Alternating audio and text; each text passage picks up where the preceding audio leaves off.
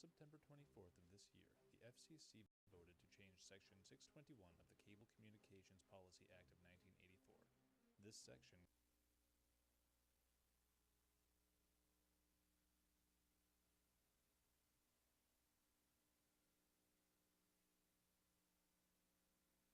On September 24th of this year, the FCC voted to change Section 621 of the Cable Communications Policy Act of 1984.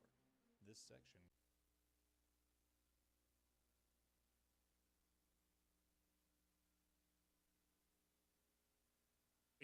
No, I think it was Jonathan Shines.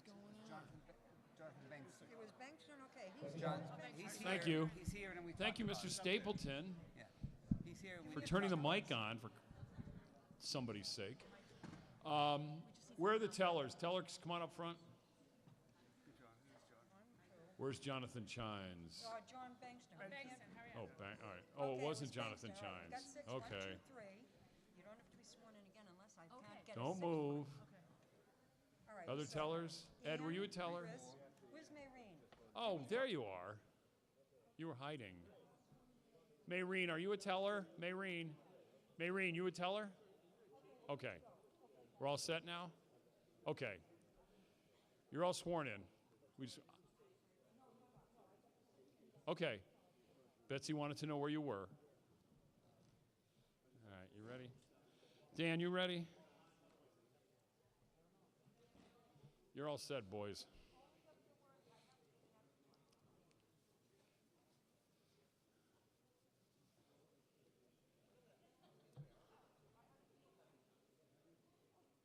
I don't think I don't know. Oh yeah, all charter changes are 2/3. Yeah, a lot of counting.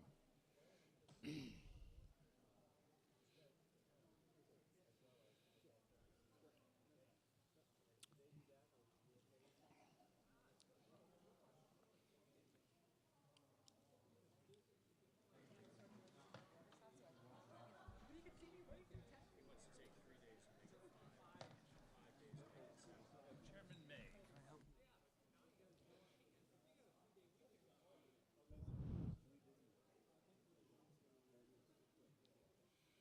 Yeah.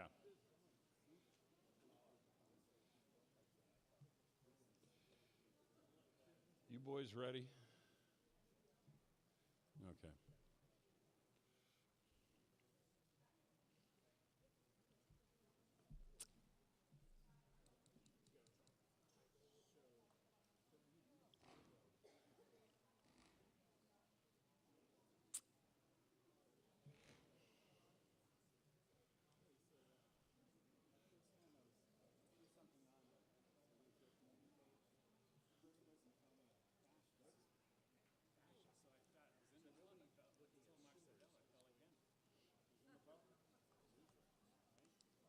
Okay,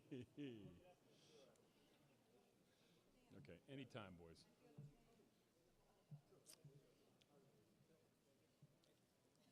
Yeah, no, I got that. Yeah, got it. No, Peter wants to do it. Ed did enough talking the other night. I'm kidding you. Don't be so sensitive. No, you're seconding. Yes, you are. You're the permanent second man. I'm calling on you every time. It's time, but the brain trust up here is still working on something. No, we can't because Dan is. Yeah, right. Hold on a second. Ready? Yeah, ready. Night 2, Wakefield Fall Town Meeting. Peter May, before we get things going. Peter May.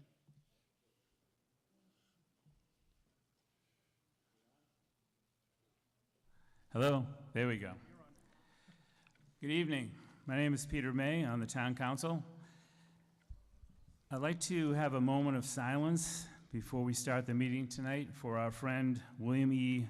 Chetwin. Bill passed away suddenly on Monday this week. We pray for his family and his friends.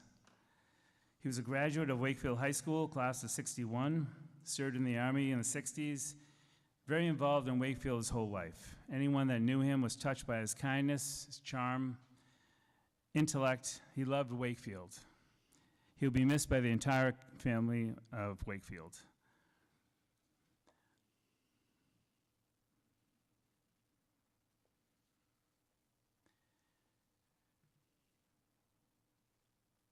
Thank you. I also want to acknowledge and pray for the families of the borderline shooting today in Thousand Oaks, California, another horrible tragedy in our country, and just want to have a couple more moments for that.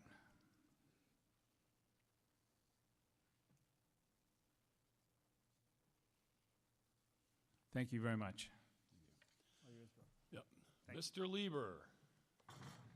Article 23, to see if the town will vote to amend Chapter 165 of the general bylaws entitled Sewers by replacing Board of Public Works with Department of Public Works, Board of Selectmen with Town Council, and Selectmen with Town Council, and Dan will explain the rest of it to you. Thank you.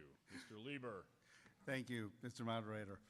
So, thank you, Mr. May, for the moment of silence. I'm sure that many of us in town meeting will miss seeing Bill, and our hearts certainly go out to Joan and his entire family. Having had the pleasure of serving with him on a variety of things, it really was unfortunate news. So before the town meeting delves into potential sewers of discussions, we have Article 23 before us. This is to make the bylaws compliant with state and federal law, and it's changing a variety of different components. It also clarifies that should a grinder pump be needed, that will be the responsibility of the owner. The DPW can put that in. The owner would get, that is a special assessment, and the owner is responsible for any maintenance of it. If there's any questions, fortunately, Rick Stinson from the DPW will be able to answer the details of those. This was done at the request of the DPW and voted unanimously by the Bylaw Review Committee. Is there a second? Mr. Donaco. Second. I thought you made the motion. That the town amend the general bylaws as described to carry out the purpose of this article. Second. Thank you. Thank you. Any discussion on the motion under Article 23? There being no motion, there being no discussion, the motion is that the town amend the general bylaws as described to carry out the purpose of this article. All in favor? All opposed? Motion carries.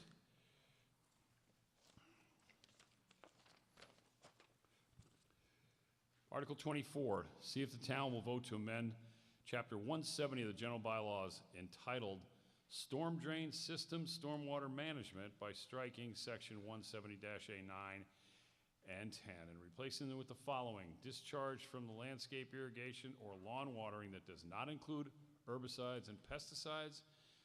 Section 10, discharge from individual residential car washing that does not contain something bad, or to see what the town will do about it.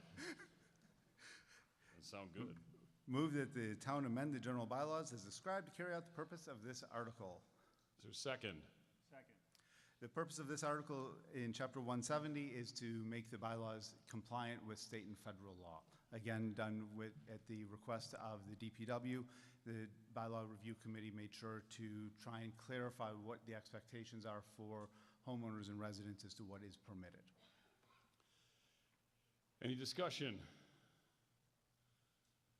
There being no discussion, the motion before you on Article 24, that the town amend the general bylaws as described to carry out the purpose of this article. All in favor? All opposed? Motion carries. Article 25, to see if the town will vote to amend Chapter 185 of the general bylaws entitled Water by striking the word quality engineering in two places where they appear and replacing them with the word protection. Strike the word board, replacing it with department, and replacing, down lower, replacing them with the words a manner reasonably expected, and strike the word all of the sections. Mr. Lieber. Move that the town amend the general bylaws as described to carry out the purpose of this article. You going to explain this? Is there a second? You can explain this a little bit? Sure. The Chapter 185 entitled Water, this particular purpose is, again, at the request of the DPW, with the Bylaw Review Committee is making recommendations to clean up the language in 185. It changes things from the Board of Public Works to the Department of Public Works. It makes changes from the prior version of the Department of Environmental Protection, so it's updating the law to meet the current status of the general laws in the Commonwealth. It also makes it so that it meets federal laws as well. Any discussion on the motion under Article 25? There being no discussion, the motion before you is that the town amend their general bylaws as described to carry out the purpose of this article. All in favor? All opposed? Motion carries. Bylaw Review Committee thanks you very much. We will only have one more of these to do after Article 28. Are you done? Oh, you're done, huh? Yeah, you're back on 22, right? Okay. 28, or 26. To see if the town will vote to authorize the town council to petition the legislature to enact special legislation to amend the 2004 Mass Acts Chapter 458 by deleting thereof and replacing with the following sections. Mr. Mayo. Oh, Mr. Mullen, I'm sorry. Ooh, special presentation. I move that the town authorize the Board of Selectmen to petition the state legislature to enact special legislation as described in this article. Second?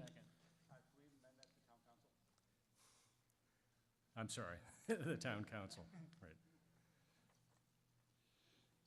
You're up. In 2004, the town obtained special legislation authorizing the police department to allow retired police officers to work details when regular officers were unavailable. Details refer to the hiring of police officers to furnish services for private and public entities, such as when a developer or the WMGLD needs an officer to direct traffic at a construction site. Details are paid by the entity hiring the officer. The original special legislation provided that when retired officers injured in the course of performing detail duty would receive benefits under Chapter 41, Sections 100 and 111F. That meant that such an officer would have his medical costs paid by the town, and the town would pay him what amounts to workers' compensation benefits while he recuperated, calculated as his average receipts from the prior year. A few years ago, a retired officer performing a detail was badly hurt in an accident. While the town eventually recovered some of its outlay under Sections 100 and 111F, the experience made the town realize what an expensive provision this can be. It is also a largely unnecessary one, since many of the retired officers performing details have the benefit of Medicare, and all of them receive a town pension. The cities of Somerville and Cambridge have similar special legislation authorizing the hiring of retired officers for details, but without the requirement of paying them under Sections 100 and 111F. Article 26 would authorize the town council to ask the legislature for special legislation to amend the 2004 Act by eliminating the provisions for Sections 100 and 111F. Any discussion? There being no discussion, the motion under Article 26 that the town authorize the town council to petition the state legislature to enact special legislation as described in this article. All in favor? All opposed? Motion carries. Article 27, to see if the town will vote to propose to amend the Wakefield Home Rule Charter by deleting the first paragraph of Section 2, Section 9A concerning the annual town meeting and replacing it with the following. The town meeting shall meet at least twice each calendar year. The annual town meeting shall be held on the second Monday in May, which will be deemed the annual town meeting of the town, and is expected to be primarily concerned with the determination of matters involving expenditures and commitment of town funds, including but not limited to adoption of the annual operating budget for all town agencies, and Section 2 by deleting 3-1C concerning the annual town meeting election and replacing it with the following election. The regular elections for the town officers shall be held annually on the second Tuesday in April, or see what the town will do about it. Mr. Carney, are you up first? Thank you, John Carney, 3 Coolidge Park. Allie Houghton, 20 Morgan Ave. Before I proceed on that article, Mr. Moderator, I want to thank my committee. We've been working for a year and a half, and we approached it and came up with a single approach in the beginning, and that was to make it simple. And if I know how to do this. But I wanted to explain to everybody that in difference, since 1998, when we had an elected charter commission, there were limitations on what a charter committee can do, and they're outlined above. And the fact that we couldn't change the form of government. We had no rights to go beyond areas in which are governed by the Board of Selectmen or now the Town Council, and in the form of government we have, which is open town meeting.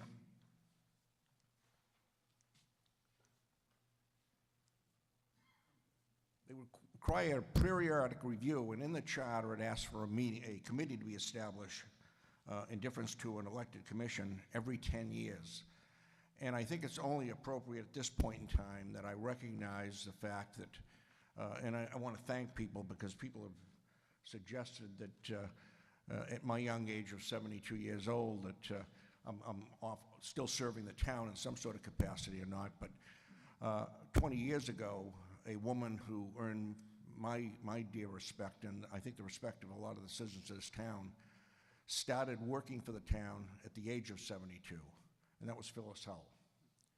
We wouldn't be here tonight discussing a charter if it wasn't for Phyllis, and I think you should recognize the fact that what she did beyond the World War II monument that we wouldn't have because of her, that she caused this to happen. But even more so, a lesson that she's taught me in life, and that is the fact that politically, as Steve Mayo had mentioned in his opening remarks, you know, we're a bipartisan government here. We don't get into partisan politics. And Phyllis was as far to the right as I was to the left. And wasn't the mixture that would really work together on the Board of Selectmen when we were both elected there back in 2005. But we learned to work together. And we really found a lot of good in both, and we could talk about things. And I think the one lesson that I learned in working with Phyllis is, and some lesson that I hope we learn tonight and we live by tonight, and that is we can disagree, but let's not be disagreeable. Our committee didn't come up with ideas or recommendations here to make people mad. We came up with things we think might help the town, but those decisions have to be made here tonight. And it should have an honest discourse, an honest discussion of what is right and what's wrong. And we don't have to do it by, you know, making remarks or making people think that they're doing something wrong. We're offering to the town opportunities to make improvements. This is the body that makes that decision. Every one of our committee worked hard to make town meeting and the town meeting process even stronger. And that's where we're coming from as a committee. Again, I mentioned the approach we took was very simple. The charter, and it's been said before, is not well written. And we didn't want to get into a whole bunch of editorial changes, because when you make all those editorial changes, and we have one article at the very end that I'll explain that to you and you'll see, you have to go to an election and try to explain that to people who's going that one day and voting on a ballot might be a little bit difficult. So we found some real good changes we'd like to make, and that we're going forward with those small amount of changes.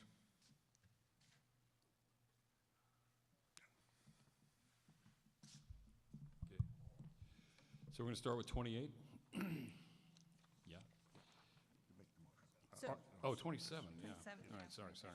Well, 28 was up on the board. They got ahead of me. All right. he already Oh, no, didn't I already read 28? So we're going to make the motion. Yeah, I already read it, so we need a motion under 27. I'd like to make a motion that the town amend the Wakefield Home Rule Charter as described to carry out the purpose of this article. Second. Presentation? You guys decide.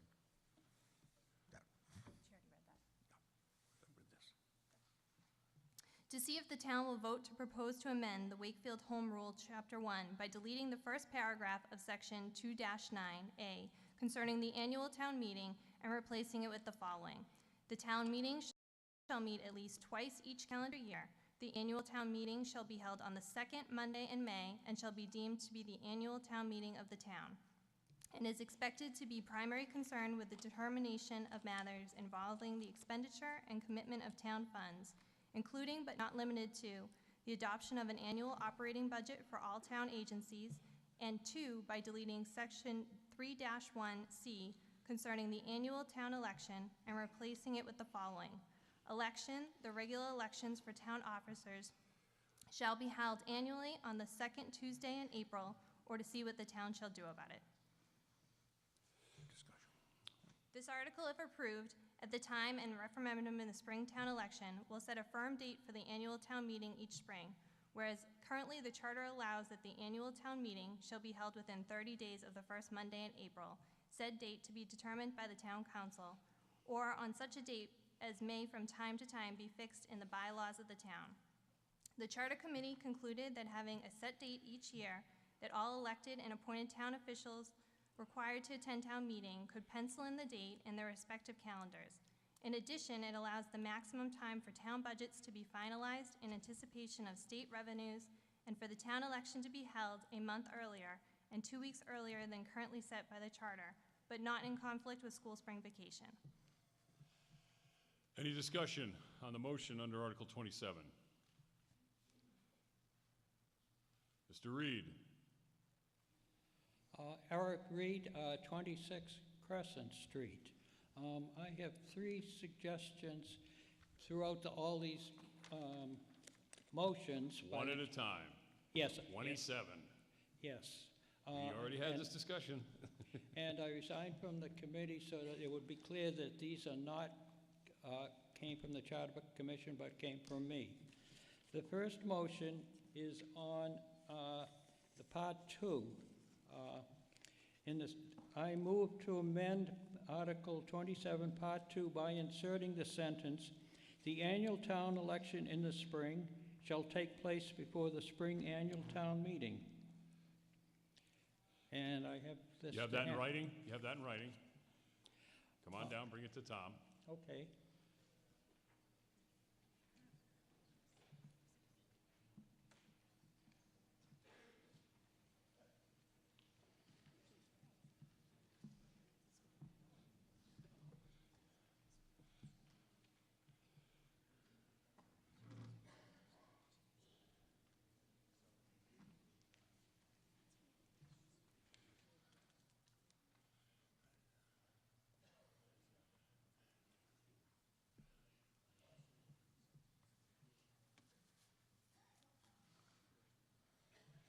John, do you have a pointer on that?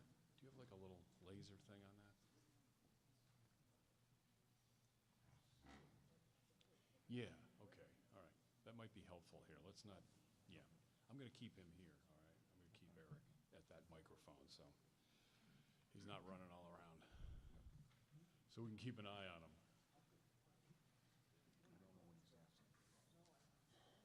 I know the whole background.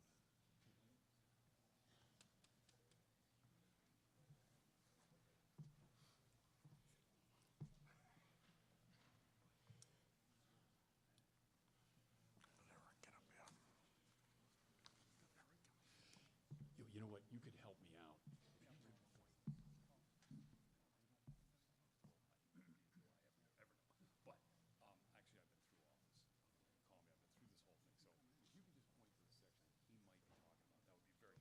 You know what I mean? Yep. Can I just read what I understand? Yeah, Eric, you stay here. Okay. I believe that the motion to amend is as follows. I move to amend the main motion under Article 27 by inserting after the word election the sentence, quote, "The annual town election in the spring shall take place before the spring annual town meeting," end quote. Okay. Do you want to be heard on the amendment, Mr. Reed? Affirmative. Oh, is there a second? There you go. Thank Okay. you. Thank you. In my 60 years of attending town meeting, I've seen a variety of election dates and dates to start the annual town meeting in the spring.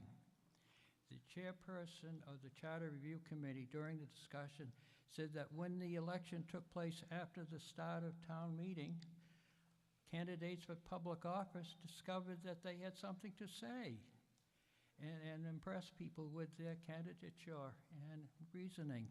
So I'm putting this sentence, suggesting this sentence go in.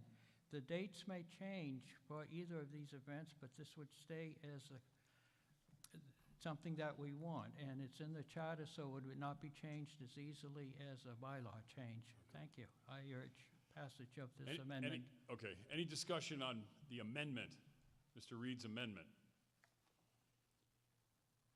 There being no discussion, we're voting now on his amendment only, not the whole article itself, the motion. All in favor of the amendment, raise your hand. All opposed? Oh boy, tellers, let's go. Hey, does this have to be 2/3 anyway, Tom? Not this motion, but not the amendment, the whole thing does. Yeah, you can leave that with Tom. I'll collect it when we're there. All right, tellers, you ready? Here we go. Spring into action.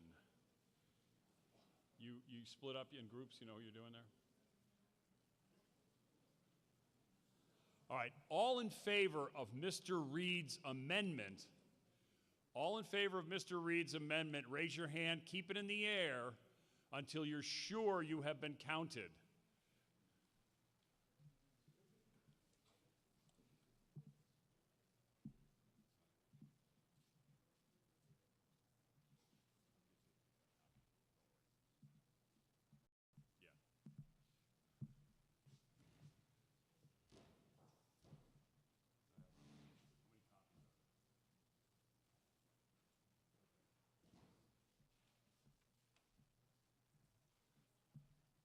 Keep it till, yeah, thanks.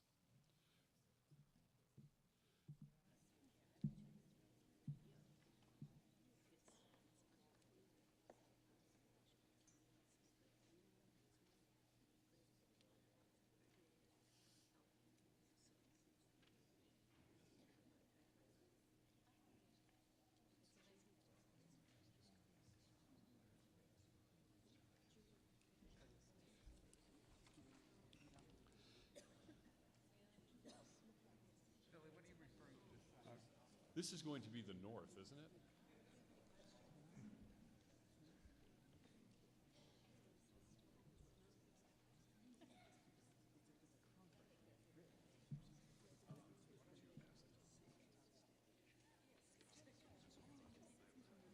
I have the center. What do we got? 31 in the center. 31 in the center. 18 in the north. 18 in the north. 37. All those opposed to the amendment, please raise your hand. Hold it in the air until you're sure you have been counted.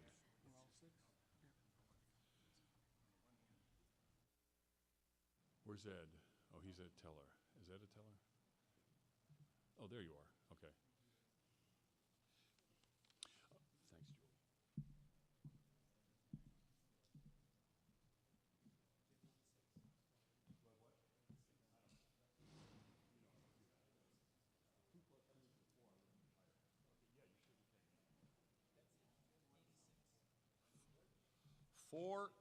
Four in the south.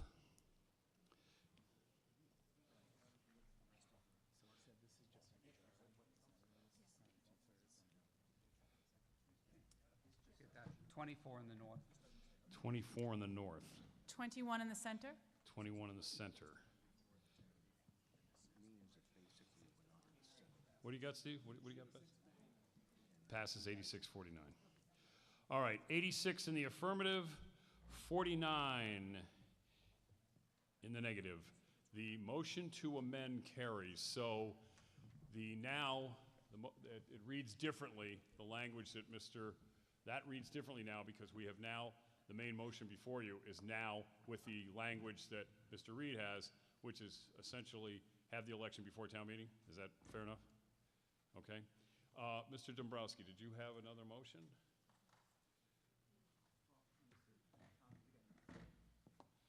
Tom, does this motion pass muster with you?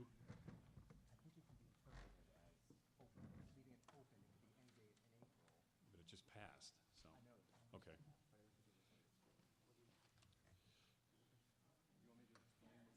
Yes. Good luck. Okay.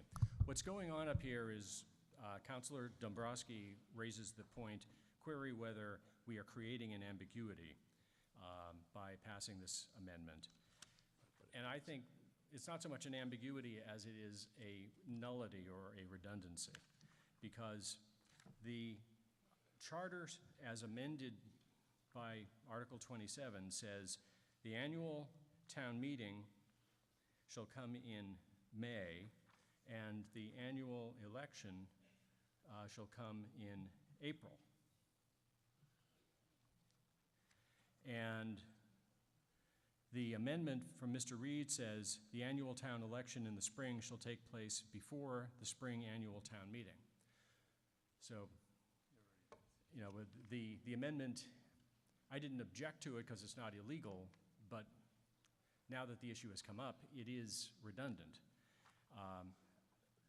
Councilor Dombrowski raised the question, query whether this amendment creates some kind of ambiguity by saying the annual town election in the spring shall take place before the spring annual town meeting. Does that create some doubt about the date of the election or the town meeting? And I think not, because the whole purpose of the rest of the amendment is to specify the dates of both. Again, I think at worst, this amendment is surplusage. But it passed. Yeah, but it passed. Yeah,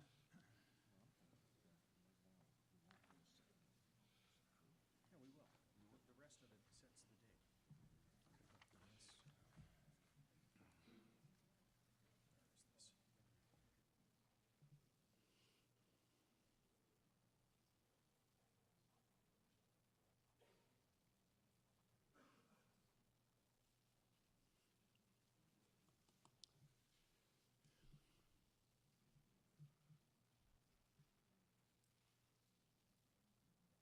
Yeah, so.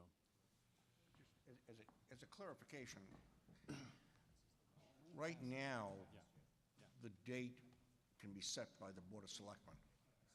We felt that every citizen had the right, and especially the people who regularly come to town meeting, to have a set date to target.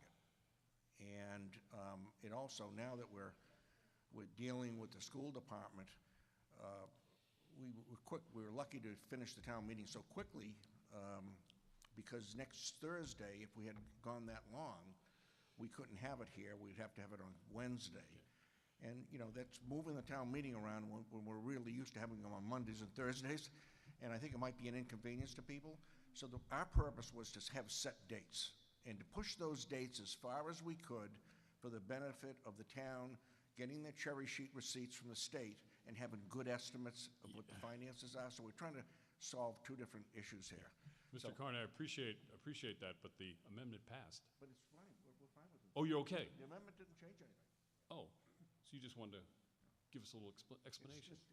As Tom said, it makes it a little bit, It passed. it passed. Any further discussion on now the main motion amended by Mr. Reed? Wait a minute, you just got your motion passed. I got another motion. On this article? Correct.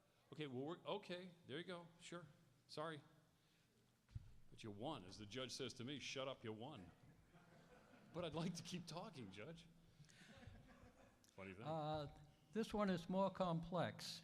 And the third article my third amendment Okay, on Eric, another make article. the motion. I make the motion.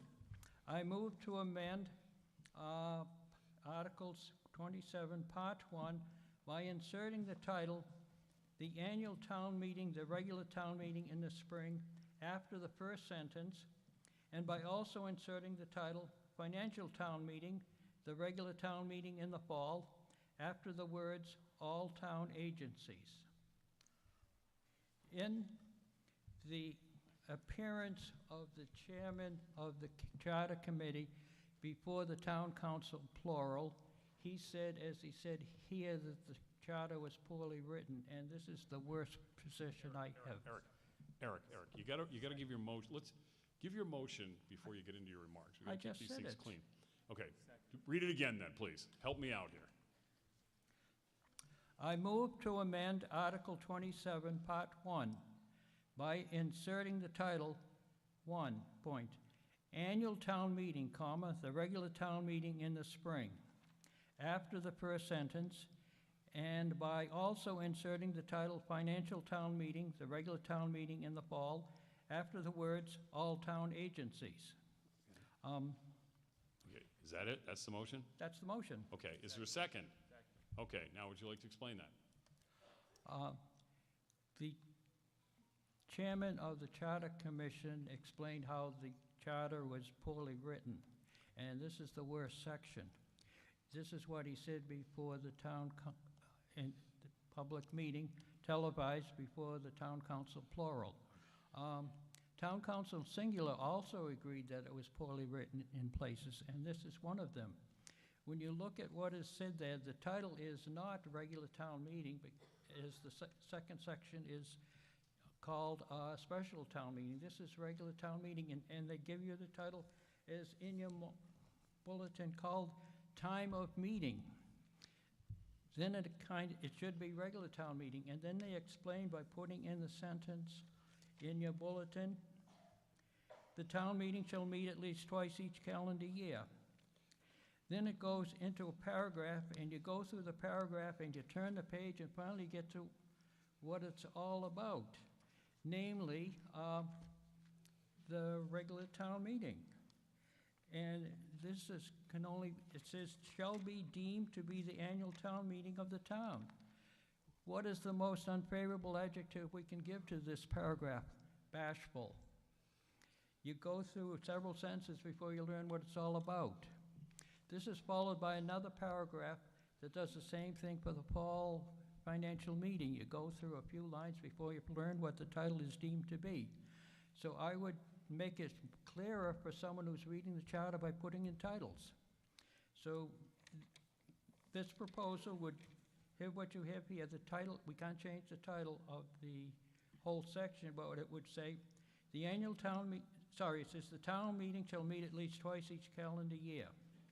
Then there would appear the title, Annual Town Meeting, the regular town meeting in the spring, and then would follow the whole paragraph in this section, and then it would finally be followed by, after the words town agencies, Financial Town Meeting, the regular town meeting in the fall, and then would follow the paragraph in the existing and the present charter, which it was thought not necessary to put in your bulletin.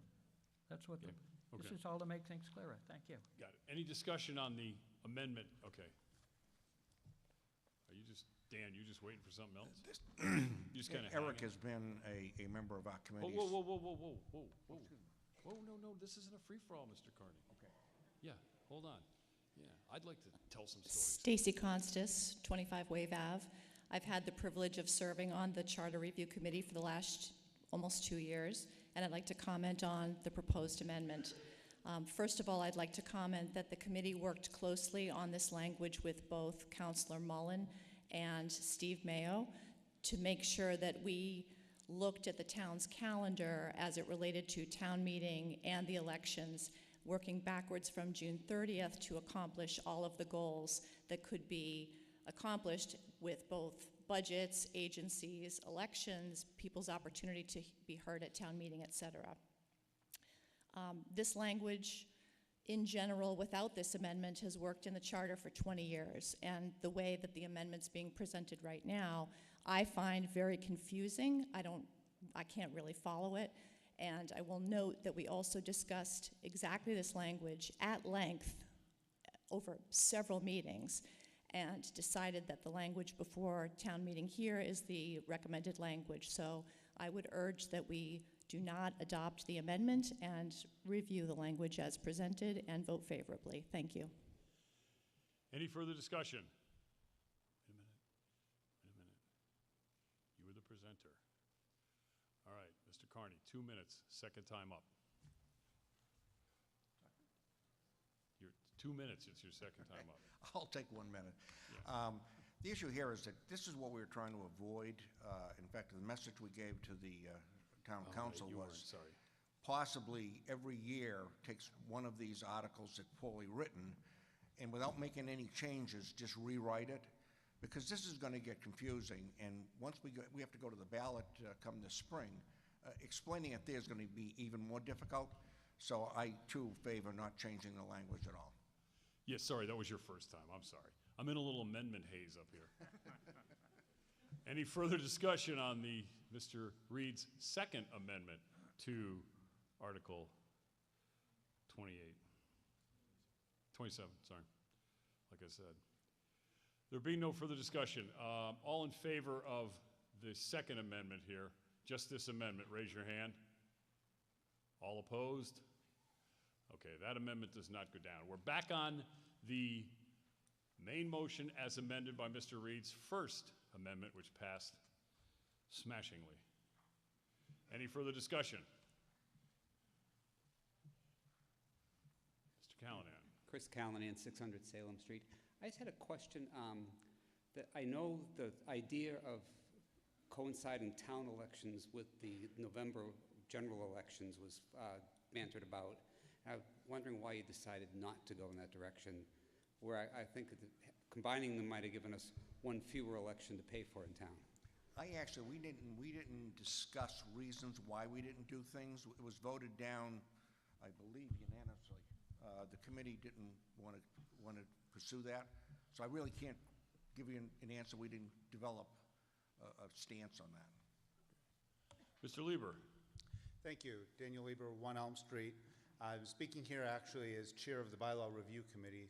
The Bylaw Review Committee, which has greatly appreciated all of the assistance from this body, has actually taken a specific stand on this particular article because there is a conflict with existing bylaws that set the date and time very specifically of town meeting. The current bylaws actually state when the election, when the town meeting currently exists, as being the last Thursday and the following Monday for the spring town meeting.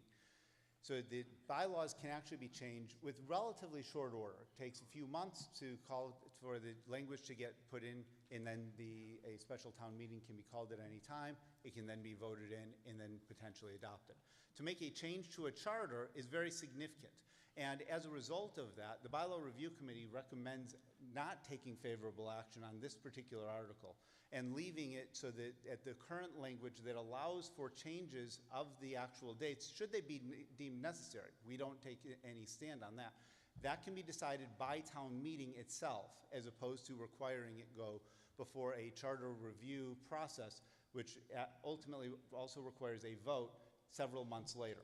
So to make a change to a charter is very significant. And while we're not against the concept of having when the town meeting is, it's much more appropriate to be in the bylaws as opposed to the charter. The charter should be used for general concepts, and it largely is. This is an area where ultimately the Bylaw Review Committee has felt that the charter is trying to get too specific unnecessarily. So ultimately the Bylaw Review Committee actually recommends voting no on this particular article. Thank you. Any further discussion? Okay, 2 minutes.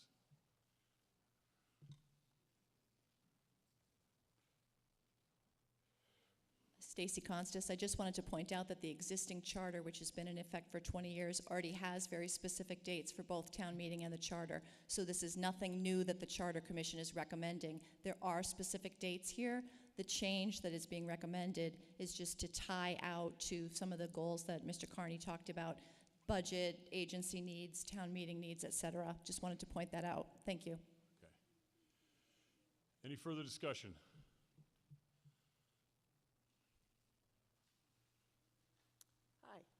Hi, I'm Cindy Schatz, 8 Cordes Street. I'm also on the Bylaws Review Committee.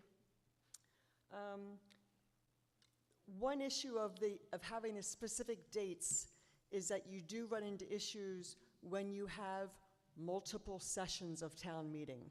It is not terribly unusual for citizens to be truly engaged in town meeting to go 3 and 4 sessions in April. A 4-long session meeting in 2020 with a start date of May 11th, meetings on Mondays and Thursdays, would likely end May the 22nd. Referendum petition could be filed on June 5th. Subsequent town council meeting on June 15th. The election could then be as late as June 20th, depending on, how things are wrapped up and how they're listed in the town charter. Potentially affected budgets would then start operating on a 1/12 basis, 1/12 of their budget, because you don't have the whole budget for the whole year approved at once. This is also affected any time a Proposition 2.5 override is approved. So again, it's much, much easier to have the specifics in the bylaws as they are for much of what runs town. The town charter is about 20 pages. The bylaws are over 200 pages. There are many more details in the bylaws which are linked back to subject areas in the charter. Any further discussion?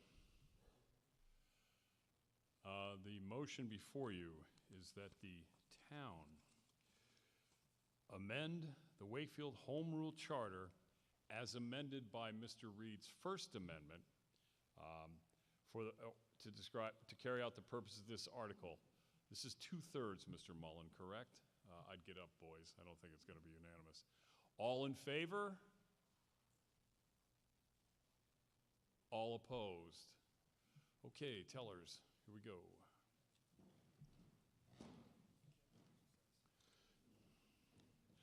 All in favor of the motion as amended, raise your hand, keep it in the air until you're sure you have been counted.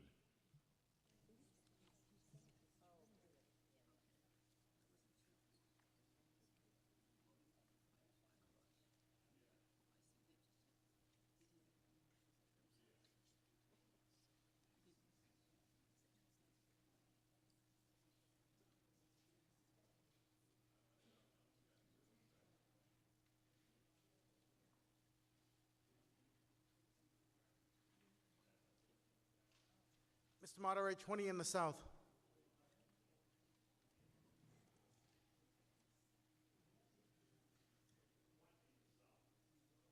Two zero.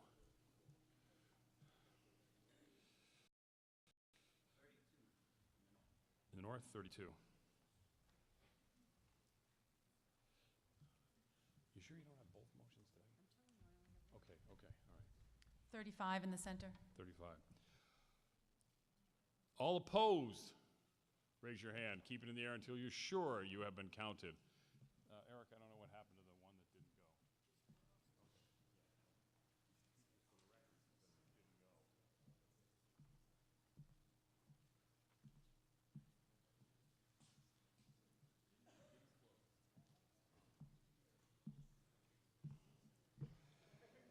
Is this 20? We're on 27, right? We're on 27. Okay. In the north, 13. 22 in the South. 22 in the south.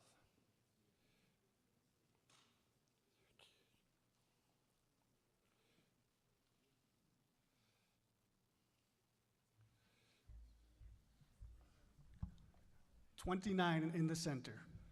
Okay. What do you got?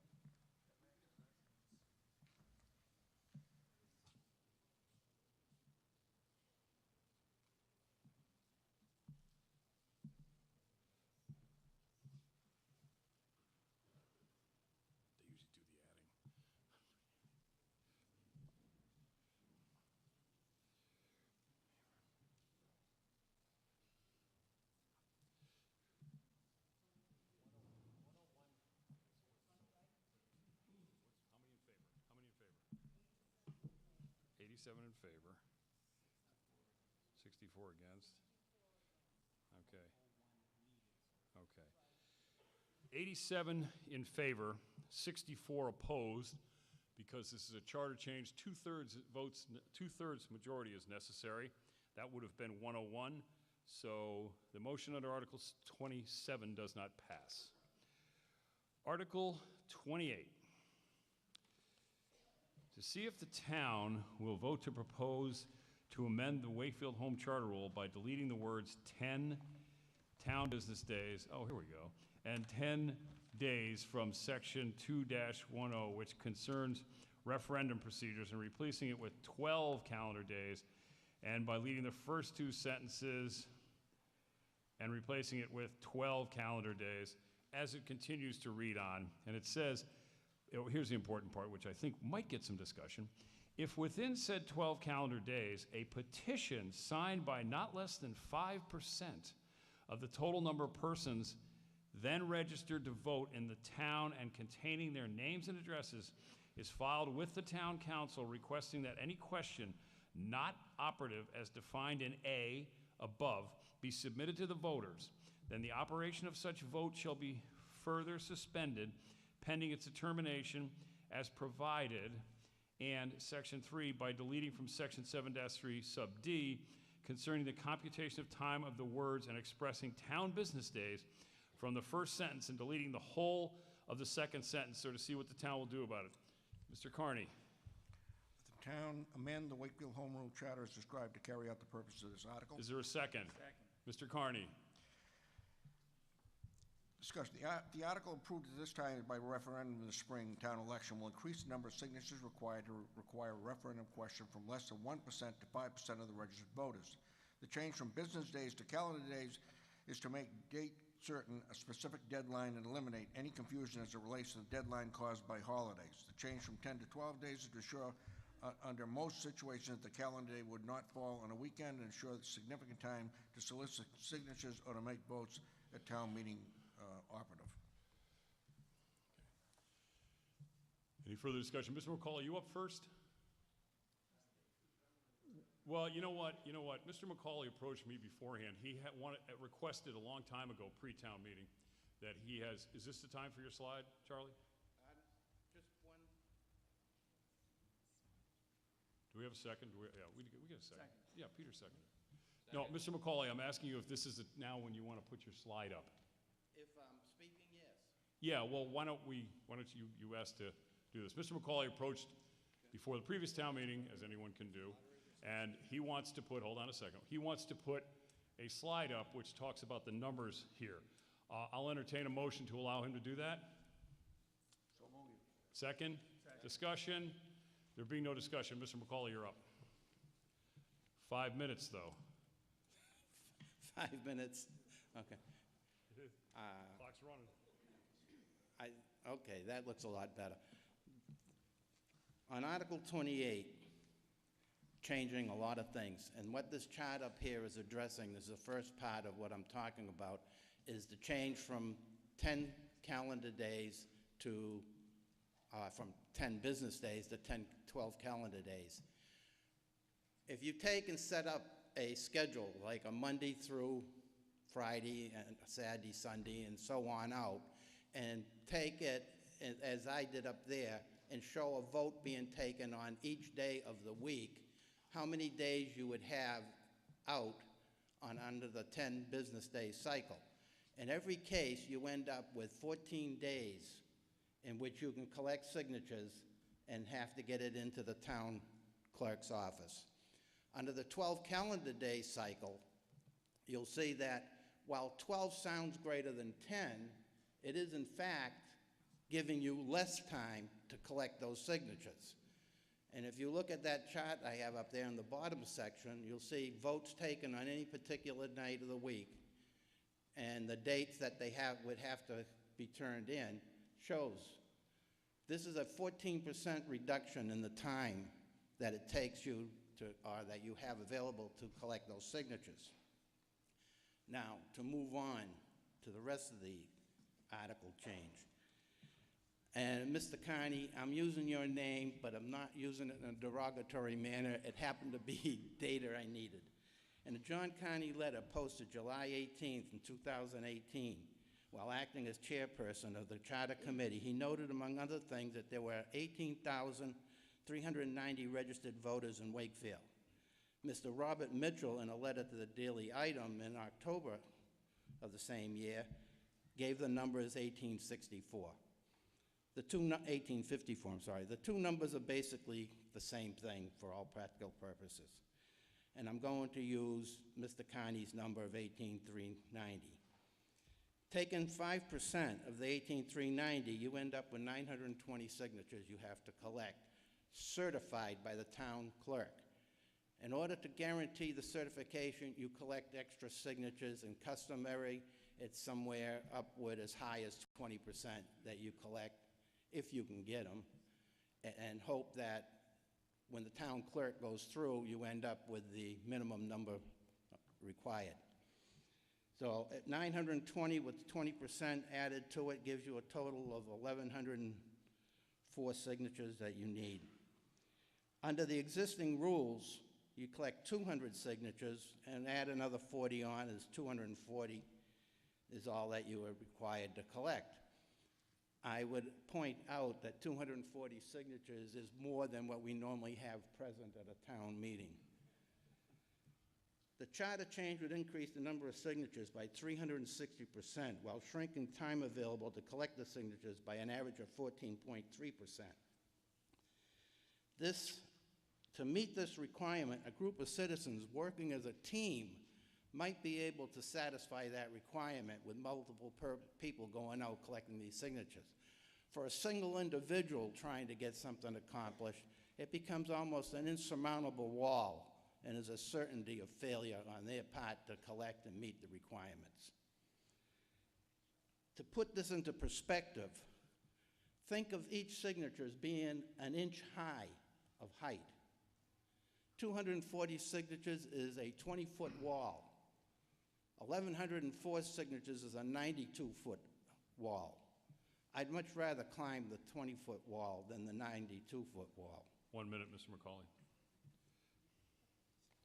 The other things referenced in the charter, well, seeing the time, I'm limited now. Skipping to the back of this. This charter and various sections contained therein serves the people of Wakefield the same way as the Constitution and the Bill of Rights serves the people of the United States. Unless there is a direct provable defect in a specific article or a need for legal clarification, then it should not be changed just because someone did not like the outcome the last time this right was utilized. This change is equivalent to giving up a right. Any charter change that takes away or modifies the existing rights of a citizen must be done such that the change benefits the interest of the citizens. This proposed change doesn't benefit the interest of the citizens of Wakefield. In fact, it disenfranchises a large group of citizens. The final point is also based upon numbers I got from Mr. Carney's letter. A total of 2,160 voted at the last election that defeated the $8 million referendum. There was a total of, I lost my place, 1,118 no's and 1,042 yeses, while at the town meeting there was 168 voting in the affirmative and 41 against for a total of 209. So 209 people voting at one point, 2,160 at another point. The 2,160 is a much more representative sample of the people of Wakefield versus the town meeting. You're well on into overtime, Mr. McCauley. Thank you. Therefore, I recommended a no vote. Okay. Can we get this down and get the actual motion up?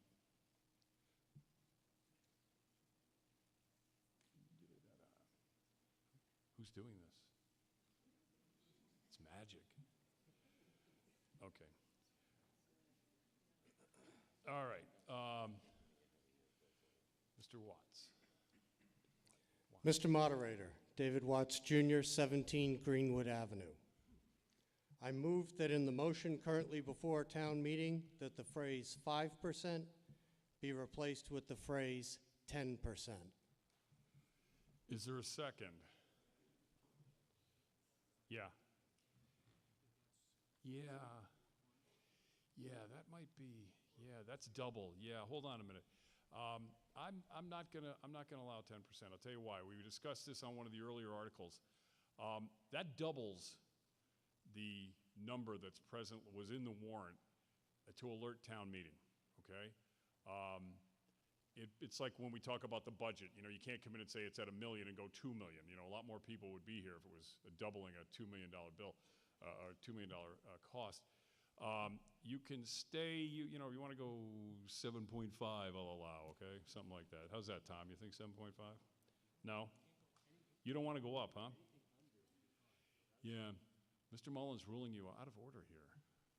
That's fine, thank you. Okay, but good try. Glenn Josephson, 6 Bartley, Unit 1. I was interested to read the Mr. Mayo letter about the Norman Rockwell painting as he introduced the town warrants for us to consider. And the point that was being made is that the picture exactly what town meeting should be. All citizens have the right to voice their opinion. All citizens' votes are equally weighted. All citizens deserve respect, and all citizens have a say in the ultimate outcome, which I think is very relevant in what we're considering here tonight. And I'll put that against the backdrop of the national scene, which is more people should get out to register to vote, to have their opinions stated and understood. So I have really a major question, which is, why is the warrant that we're talking about a good thing for the town of Wakefield and the citizens when it will take 900 signatures versus 200 signatures? And the second follow-up question to that is that in talking with the Secretary of State's office today, I learned that the Massachusetts general laws do not permit an increase to that level. And if we do approve tonight, there will be a process in which the Mass laws will have to be changed. I understand from the Secretary of State that means Governor Charlie Baker will have to assign the Wakefield exemption. And I have a question. How is that a good use of taxpayers' money? And if I'm wrong, I'd appreciate it if you could clarify the process. Yeah, Thank Mr. you. Mullen, yeah.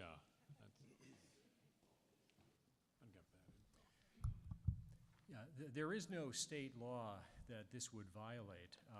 What I think you're thinking about is the provisions of Chapter 43A, which has to do with a representative town meeting form of government, such as they have in Reading. And if you have a representative form of government, there is a statute that sets forth the number of signatures you have to get on a referendum petition in order to submit an affirmative vote of the representative town meeting to a townwide referendum. We, however, are not subject to that statute because we are an open town meeting form of government. We are free through our charter to adopt whatever number we choose to trigger a referendum, or indeed to strike the referendum provision entirely. I don't mean to suggest that that's open to us tonight on this warrant, but town meeting could choose to do that at another time. Yeah, sure. The laws like you do, but according to William Rosenberry in the Secretary of State's office, he quoted specifically this would be a violation of Chapter 39, Section 10. So if any of you have that available and can determine whether he's mistaken or whether this is relevant, that would be helpful. Chapter 39, Section 10.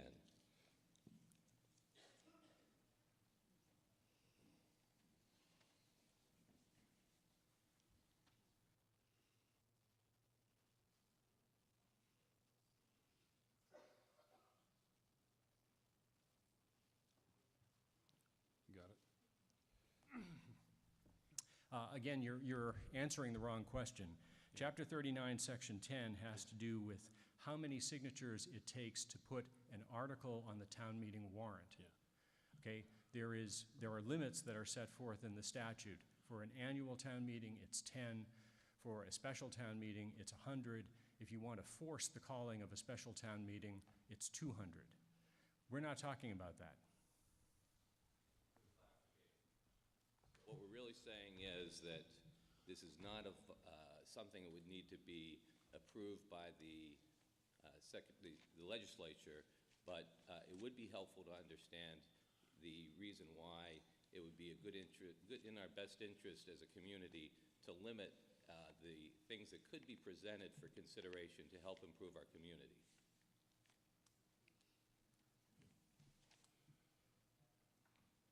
Is that a question? Do you want to answer that? Can you answer that question? They're asking the Charter Commission. I you can repeat clarify that? the question. Yeah, yeah. Thank you. Pay attention now. We're being asked to increase the number of voters that have to approve something that's brought to consideration by town meeting in a very significant way, as Mr. McCauley stated earlier. I believe that makes it more difficult for good ideas to be brought to the town for consideration, and I'm wondering why it's a good idea to limit good ideas from being considered that will help improve our town.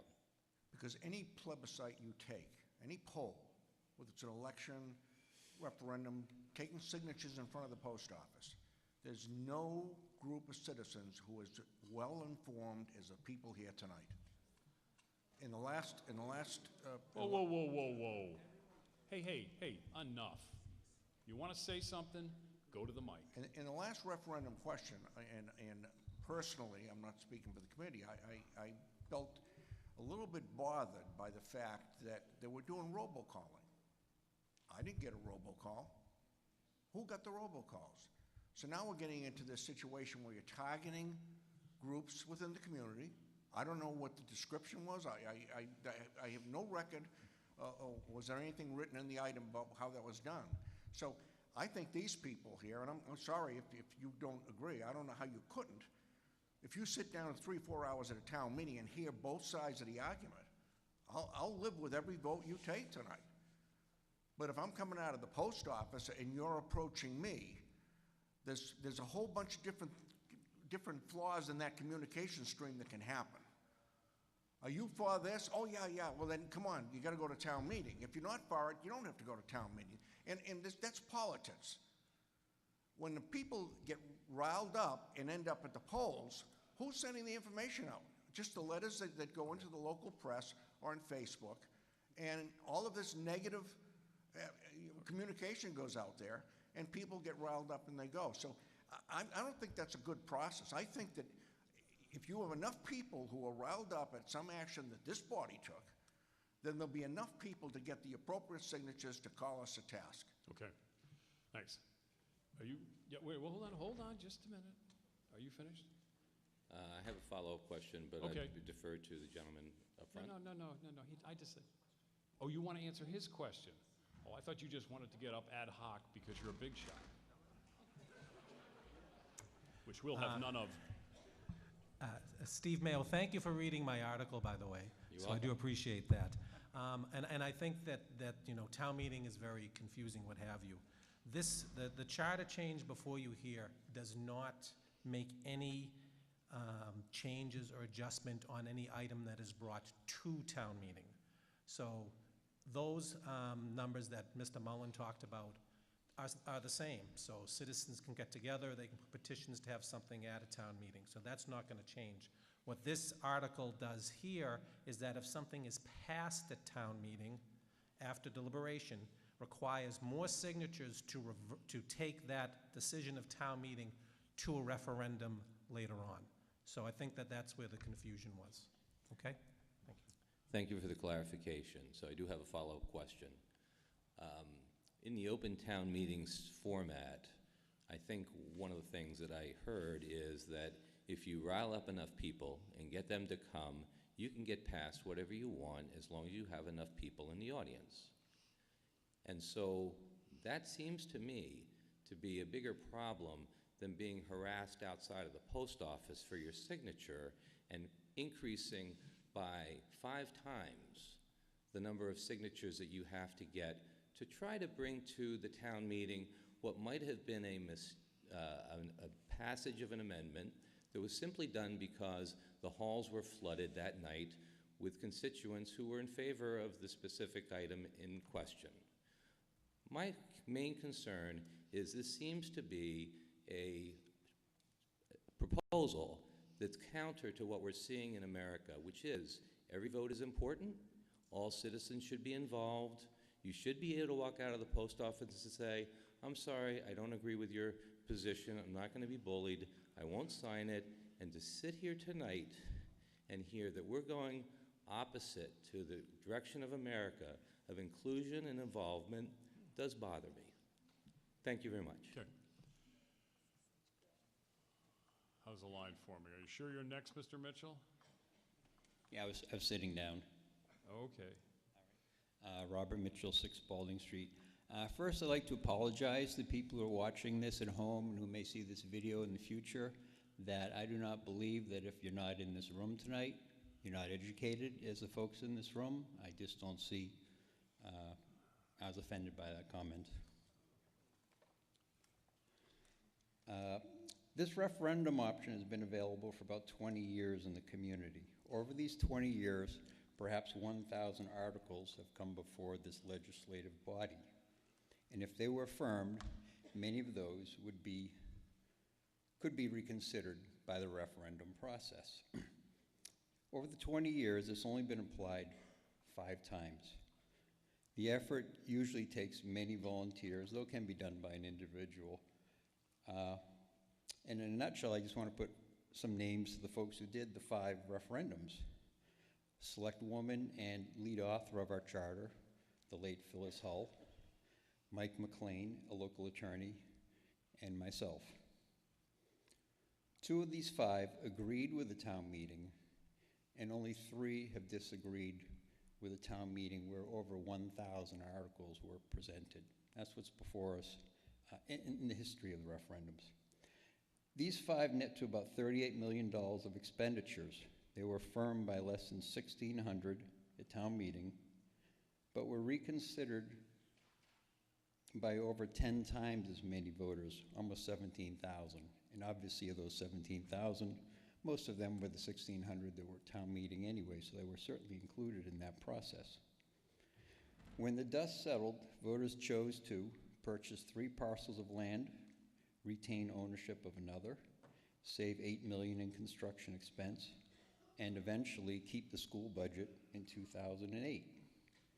The 5 referendums that were, very briefly, Phyllis opposed the construction of the Gertrude Spalding Park at the head of the lake. The voters didn't agree with her. Mike opposed the purchase of 2 house lots next to Town Hall. The voters didn't agree with Mike. Phyllis opposed the entire school budget in the year 2008, and I do recall that. After a couple of weeks, I recalled it. The town agreed with Phyllis that there should be no school budget in 2008, and there wasn't any for a few weeks. It got remedied, of course.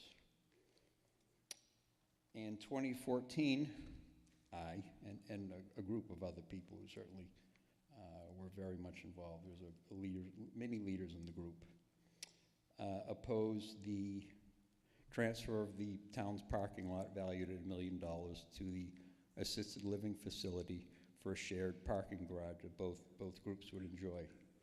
The town voters rejected the town meeting vote. 5, a proposal to, the $8 million was funded at town meeting to expand the current police facility. The voters chose not to go with that expansion. Now, do recall that additional deliberations and more votes occurred after these referendums and after town meetings. No legislation is final. In fact, that's why we're here tonight. We're modifying legislation.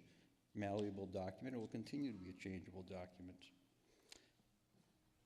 I want to remind you all that all of us here tonight have the legislative authority and we're all in equal partners in this, where we can vote and amend these articles or future articles.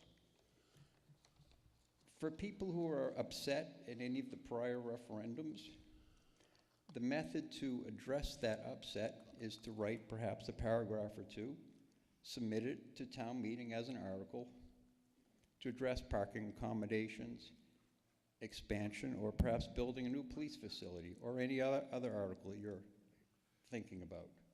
These solutions continue to be available to all voters, and I encourage you to pursue what you believe in. If you do, 30 seconds, Mr. Mitchell. 30 hopefully seconds. you will find the majority in town faster. agree with you. Personally, I look forward to a more positive solutions for the community that I live in, and I gladly call my home. Tonight's articles did not address these prior issues. It sets rules for the future. So can any of you forecast what articles will be affirmed in the future? What happens if a citizens group or town hall gathers up the faithful, stacks town meeting, and presents an article that you don't like? What will your options be then? 10 seconds. In summary, I'm going to miss my Ben Franklin quote.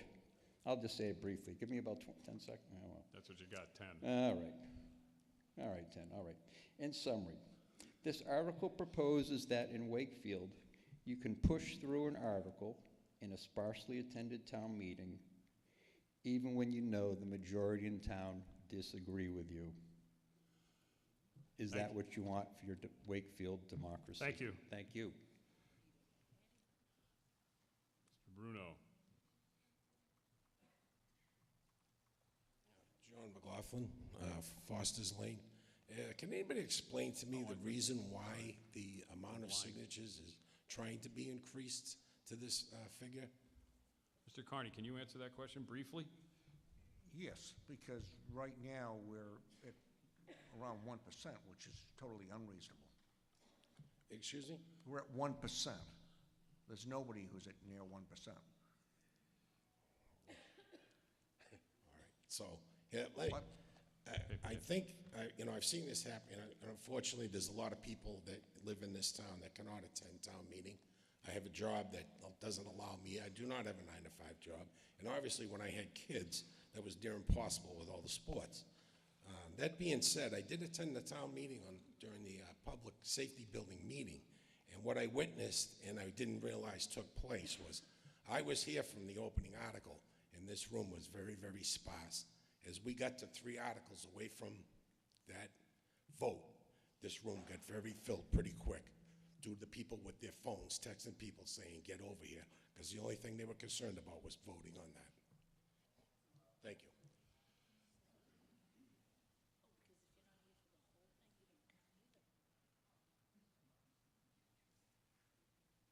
Mr. Moderator. Mike McLean, 19 Fairmount Ave. I decided to come over tonight to speak on a couple of items that I actually have some experience with, and this is one of them. I was part of a crew of approximately 4 people, basically newish to town, years ago, and we were the first people to use this provision. And we opposed the purchase of 5 Common and the little building behind Town Hall for a variety of reasons. At town meeting, I believe it was somewhere in the neighborhood of, somebody could check the records, 174 and 14 against. We decided to use the provision because we were paying more than the appraised value of the property, more than the assessed value of the property, more importantly, the appraised value. We were buying it at a premium, and we didn't really see why. And we were also taking a commercial building out of the tax base. We still own that building as a town, I believe, to this day. Never really gotten a good explanation as to why we own it or why we bought it in the first place. We were told that the police were going to use it when the police station was under construction. That didn't happen. It was a much better place for the police to go. They went to the Montrose, if those of you who remember that time frame. I can tell you, it's not always that easy to get 250 signatures if you don't have an organization behind you or some kind of organized group. So it was a bit of a chore. And we took a lot of criticism. We took criticism for costing money for the Democratic vote. And we lost by, I think, 12 or 13 votes. So it's just, to me, it's an explanation of democracy in action. I find the new provision to be very anti-democratic. A couple of days after we have just had a national vote where everybody came out in record numbers, I just can't support something that I think is anti-democratic. This is a good provision or a bad provision, depending on whether you're pitching or catching. If it's maybe, I think we won the Galvin School, not this one, the one we tried to build before this one in town meeting, and we lost at the polls. I can't remember if that was a 250 vote, but I thought it was. So maybe in some instances we would have had results that I would have been happy about. In other instances, we had results that I disagreed with.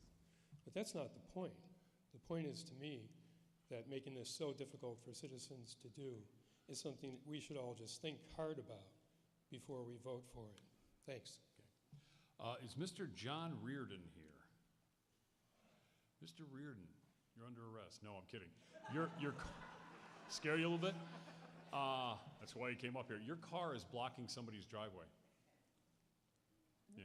So that means you got to get up and move it, okay? Or you will be under arrest. We're giving you a little reprieve here. Ms. Butler. Lisa Butler, 2 Grove Street.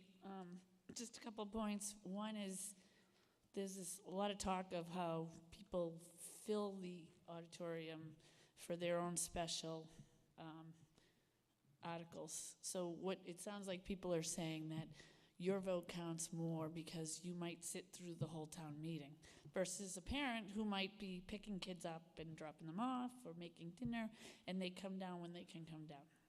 And yeah, sure, everybody fills it up. Everybody's here for what most of the time comes for what is important to them. So to me, just because I'm here for 3 votes, my vote still counts just because if I'm not here for the whole entire town meeting.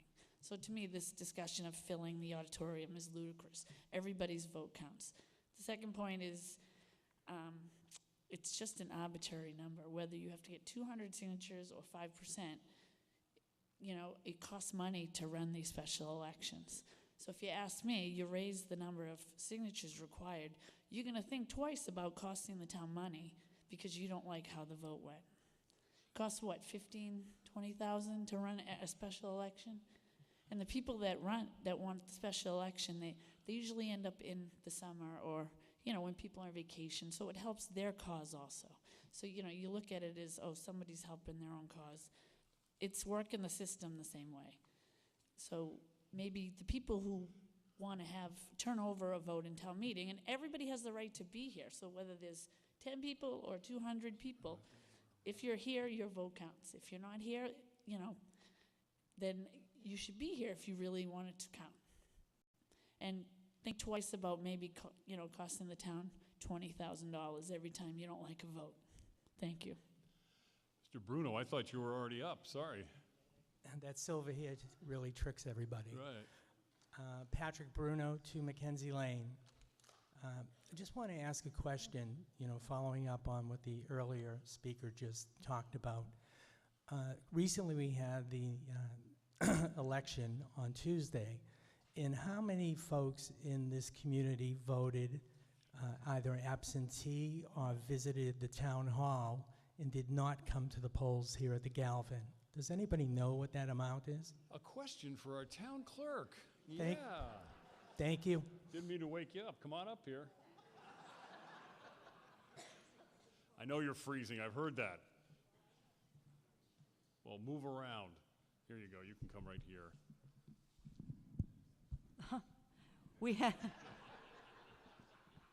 We had 67.7% of the registered voters in Wakefield vote, which came to 12,885 people.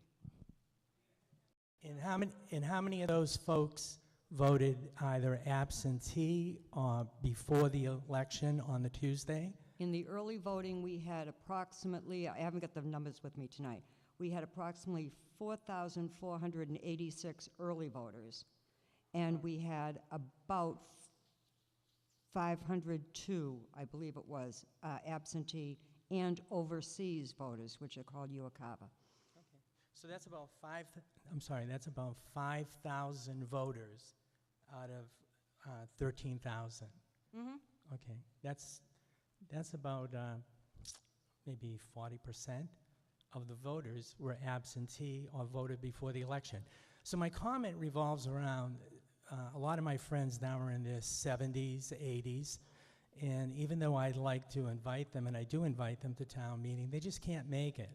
A lot of my friends are now with children, 2 or 3 or 4 or 5 children, and even though I invite them to town meeting, they can't make it.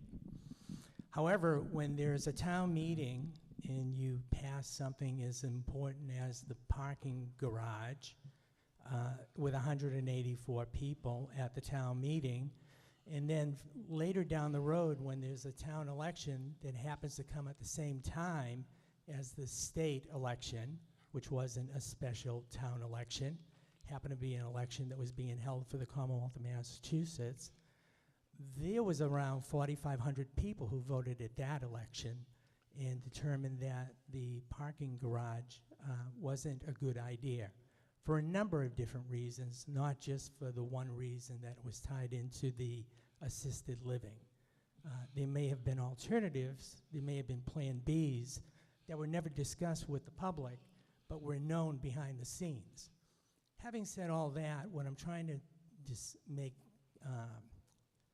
very clear is that the folks who want to vote at town meeting just don't have necessarily the time to appear at town meeting. However, nobody's giving them a line when they walk out of the post office. In fact, there are people who actually agree to sign petitions even though they don't agree with the vote which you're looking for. In other words, they may have voted against you, but they understand that this is a democracy. Thank you. Okay. Who's next? Wait a minute. Wait, I think this woman here was. Yep. Yeah, were you? Yeah, I think she was next. Sure. Okay. Kristen Henshaw, Right. 15 Pierce Avenue. We've just come through a very bruising, ugly, and bitter national election cycle. More than once, listening to the radio, voter suppression, a very ugly term, was used to show people what was going on in other places around this country, where voters were being discouraged or even prevented from voting. I see this particular charter change as a very blatant form of voter suppression. Just as when our council, which was then, I believe, a board of selectmen, voted without asking anybody to centralize voting. Primary among many of the practices that were used to suppress people around the country was closing precincts. And listening to the radio, it occurred to me that that's what happened in our town. Most people don't like centralized voting. I don't like it, and I don't know anybody who does, except perhaps for 7 or 8 people. This particular move is blatant voter suppression, and I would ask everyone here to consider well what rights they are going to be giving up if they vote in favor of this. And I thank you for your kind attention. Thank you. You're up next. Thank you. Richard Greif, 25 Kingmont Street. I just want to remind everyone here the articles that come to town meeting don't just happen overnight, don't happen in the dark. They happen through long, deliberate processes by our town council, by the Charter Review Committee, by the Bylaws Review Committee. Many of the articles that come here have been studied, researched, evaluated over a number of years. All of those happen within the public realm where anyone in this room, anyone in the town has the opportunity to attend those meetings, voice their opinion, offer their recommendations. All of those processes are open, deliberate processes, and by the time it comes here, everyone in this town has had an opportunity to have a say. I attended one of the Charter Review Committee meetings. I was the only non-Charter Review Committee member there. But that meeting was open to everyone. They're all posted publicly, and everyone is aware and can attend if they are able to. So every article that comes here has been deliberately studied over time with the intent of bringing it to town meeting through a thorough and deliberate process. So when you're voting here, those articles are important because the town and the committees and the people that have elected and appointed people believe that they're important for our town to consider. That said, I guess I'll just go jump the shark and agree with what everyone here has said previously, in that if this issue is so important and such a drastic change, then by all means, let's bring it to the entire town. Why let the 150 or so people in this room decide on this issue tonight. We have the opportunity by voting yes to bring this to the entire town in April. And by actually voting no, you're actually suppressing the town voters' rights that you are claiming are being suppressed, even though no one's rights are actually being suppressed. I don't know, could you tell me, has anyone's rights been suppressed? Really? I think that's rhetorical, I assume. Thank you. Right. So, give our town the opportunity to vote on this article. Let the townspeople vote, and let's let the townspeople decide on this issue. Vote yes on Article 28. Thank you. I think you're next. No, you're next. Don't suppress my rights. I have no intention to. Okay. I'm Erin Skirmerhorn. I live at Thayer Circle. I just want to share that I'm in agreement with a lot of what people are sharing in terms of inclusion and making sure that everyone has a turn and a chance. I agree that not everyone can make it to town meeting, and I don't understand, I don't think it's still been answered, aside from 1% isn't enough, according to some people, as to why this is even changing right now. I don't understand why, when people are having a choice, it's only been used 5 times. It seems like Phyllis Hull, who everyone praises in terms of supporting our community, was a proponent of this. And I'm just super confused as to why all of a sudden, aside from people being unhappy with the outcomes of certain situations, as to why this is even being changed in the charter. I think it's important that everyone feel like their voice can be heard, and with those 200 signatures, that is something that is attainable for anyone that does disagree with something that happens in this room. So I don't think that that should be changed. Thank you. Okay, you're next. No, you're next. Tim Lilly, 6 Howard Street, and I'm rising in opposition to this article. The statement that people who are in town meeting right now are more educated, are smarter than people who vote in a special election, I just don't agree with. There are people who are watching on WCAT right now, people who are watching on YouTube. When elections come up, when there's a referendum, people have weeks to read about it, to educate themselves. The idea that people who vote in a special election are they're lemmings, in that, if you follow that reasoning, then why should we have any elections? I mean, there's always people who aren't 100% educated when they're voting. That's just democracy. You don't always get your way, but assuming that the voters are not right, I don't think is an incorrect statement, is a correct statement. And the cost issue, there's been, in 20 years, 5 of these. So every 5 of these, every 4 years or so, there's been one. The cost, let's say, of a special election, $20,000. In a $90 million, let's ballpark budget, that's 0.02%. So 0.02% is not costing this town any material money. 0.02% every 4 years is at 0.005% of the town budget on a yearly basis is a special election when it comes up. So in short, I oppose this article. I think this process has not been abused 5 times over 20 years. I do not believe is a reason to increase the number of votes required, and I think we should vote this down. Thank you. Mr. Chines. Thank you, Jonathan Chines, 34 Hopkins Street. So I just want to share sort of some of my experience from being a longtime political volunteer and gathering signatures on many, many occasions over the years. And why I'm in favor of this article is the fact that gathering 200 signatures is really easy. That is about the work of one person over the course of a morning in front of the post office or a morning at the farmer's market. And so while I do support the idea that there is the right to a referendum, I think the bar that we have set currently in the charter is really incredibly easy, such that one person can force the town to spend $20,000 on a special election. I think increasing the number of signatures required doesn't change the right to referendum. It doesn't change the right to challenge something that was decided at town meeting. It still preserves that opportunity for people to go to the polls. It just makes the bar a little bit higher, so rather than having one person standing in front of town hall or standing in front of the post office, maybe you mean 3 or 4. I think this is a very reasonable change, and I encourage people to vote yes. Thank you. Ann, you're next. Hello? Ann Santos, 39 Converse Street.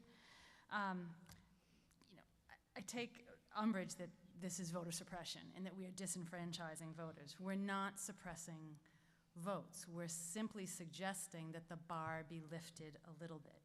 I appreciate what Jonathan just said, is this came to a discussion 2 years ago, before any vote on the police department. It wasn't in response to any particular vote, because we had been approached by a lot of folks who suggested that 200 was too easy a number. Perhaps 5% is too much, 3%, but 200 votes was too easy, and 200 votes could upend what is a pure form of democracy. Town meeting is not perfect. Would I like to see more people at town meeting? Absolutely, but this is what we have in our town. And I think Mr. Carney has been maligned a little bit by insulting, suggesting he insulted people. I don't think he insulted people. I think what he suggested is, at town meeting, we argue these points, we discuss these points, we go back and forth. The people here are invested in what is happening. And so I think, not speaking for John, I think that's what he meant by the educated folks at town meeting are taking part in something that is what we have. I remember running into town meeting, as Lisa Butler said, I had kids, I work, most of us work, and I know it's difficult to come to. We're not talking about taking away your right to upend any vote. We're talking about simply raising the bar a little bit, because 200 votes is too easy for a small group sometimes to take away the vote that happened at town meeting. We have asked some of these small groups to join us at the table. We have invited them to join the Charter Commission, to join the Bylaw Commission, to come to us, and they don't, because I think some people find it easier to make their points vilifying folks on social media or behind a microphone, to not take part in the process. We have asked people to do this. So I would invite anyone who wants to be involved in some of these commissions to please keep submitting your resumes. I don't think it's going to pass based on what I hear, because it's a 2/3 vote, but I certainly hope that people understand that we are not taking anyone's vote away. We just wanted to raise the bar to make it a little bit harder to upend a vote that you're all sitting here taking part in. Thank you. I'm Carolyn Kelly, 98 Elm Street, Wakefield. Just look around here, and how many senior citizens do you see that cannot get here, that cannot join things, and what is the population of this town? And there's a lot of older people, people that don't drive at night. I drove all over the place to try to get a parking place, and I'm well over 80. So I just want people that are interested in looking up things, which sounds fine. I have been here for 50 years, and I have been at most town meetings. So, and it was very hard for me. If it was pouring rain and miserable, I would not be able to drive. So I want you to think about just a small group and come to a consideration of a referendum and say no. Thanks. Mr. McLaughlin. Bob McLaughlin, 376 Water Street. Over 40 years ago, my wife and I, we decided to find a town to raise our children, and we picked Wakefield. And we love this town. And for a variety of reasons, I was involved with what ended up to be a beautiful pathway at the end of the lake, the Lonnie Island, which is now a beautiful park. And I was involved in 2 of the 5 referendum processes that we're discussing right now. I just heard that it was easy to get 200 signatures. You gotta be kidding me. I think each and every one of us in this room, if they see somebody with a clipboard on a sidewalk, would rather have their teeth pulled out than go over there and talk to somebody. It's extremely difficult. The very first thing you have to say, and I've done it, the last 2 referendum votes, is, are you a registered voter in Wakefield? That's the very first thing you have to do. And I can't tell you how many people take a beeline, and I don't blame them. You know, I don't like being approached either, but, you know, this is the process. And it's not an easy choice to get involved in one of these issues, you know, but there was the last two referendum votes I thought was important enough. And by the way, one of those, it didn't cost us anything because the land issue for the proposed parking garage, that was tagged on to an election that was already there. That didn't cost us anything. So having said all that, it's not easy to get 200 signatures, trust me. After you get through, talking to 40 or 50 people that you actually possibly might know, then you've got to go out and you've got to gather the rest of them. And of course, you have to do it in a very limited amount of time.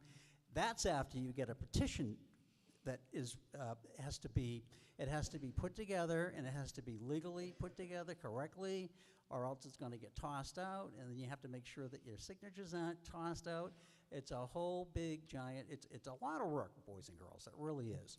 So to go out and get 200 signatures, one person in front of the post office, that's ridiculous. But to get 900 and something and some change is totally, that's not raising the bar a little bit, that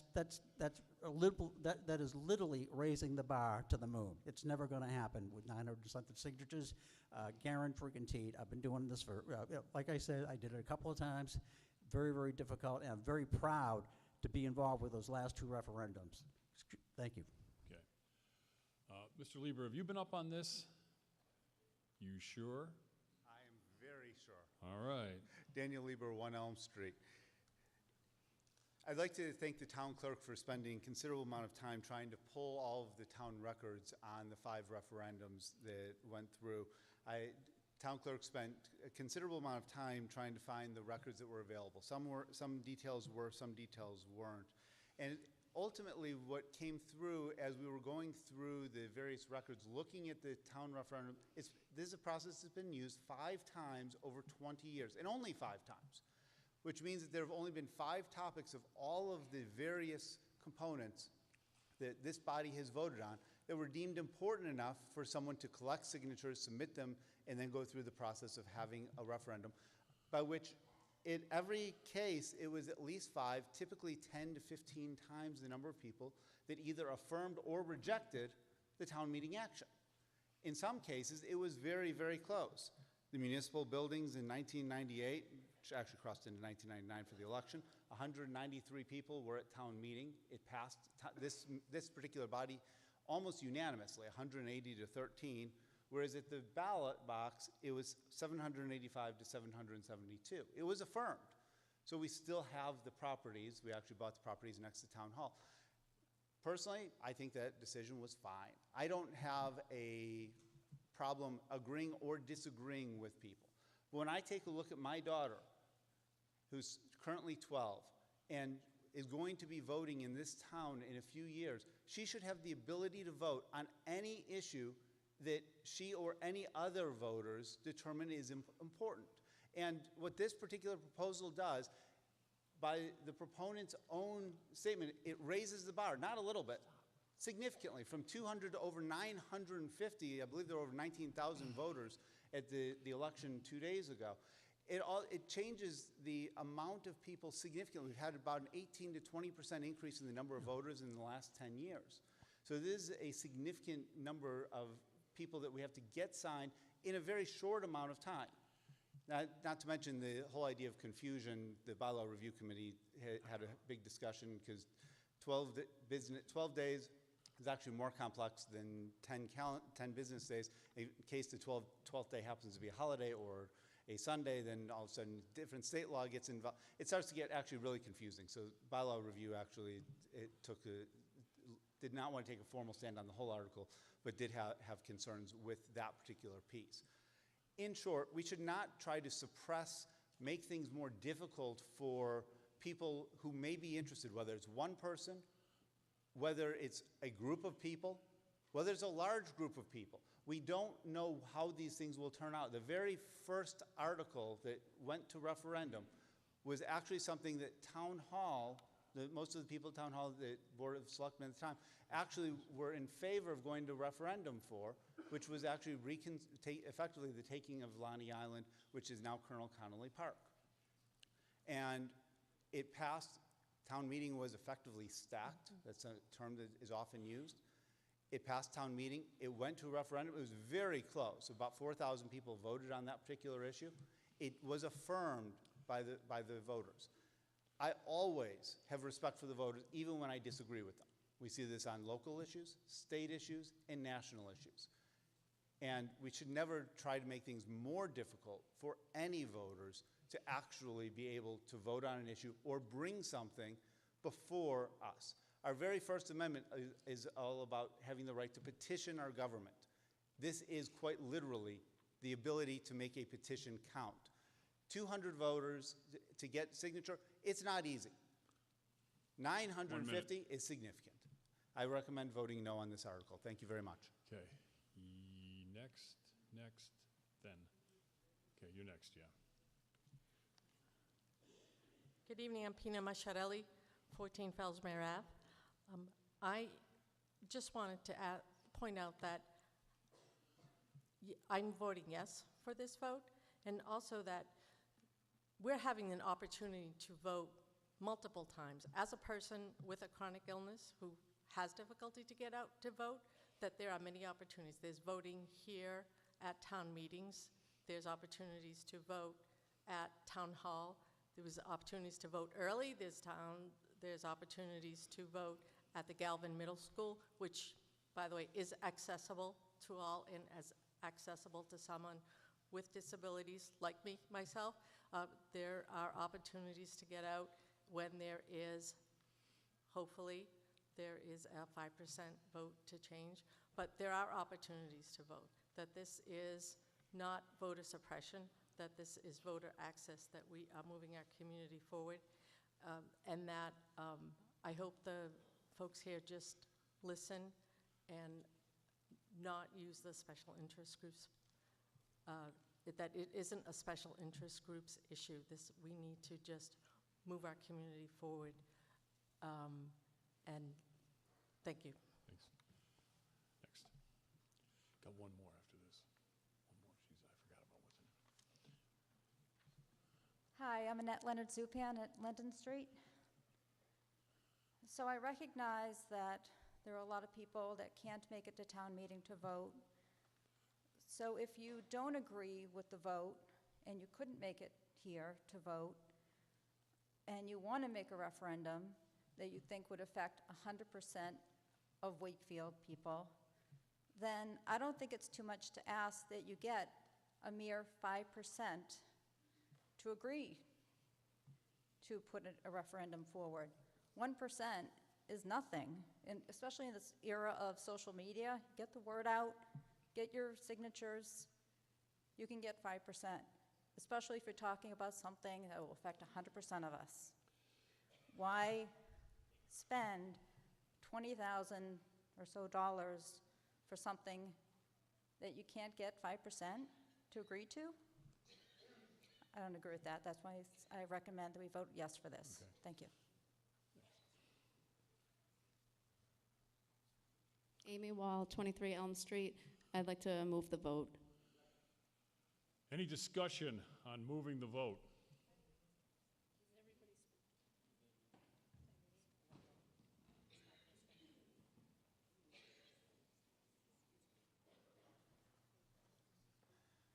I believe there are speakers who have not had the opportunity to be heard on this particular question. I recommend that we not move the question ahead of allowing people to at least have a first opportunity to speak.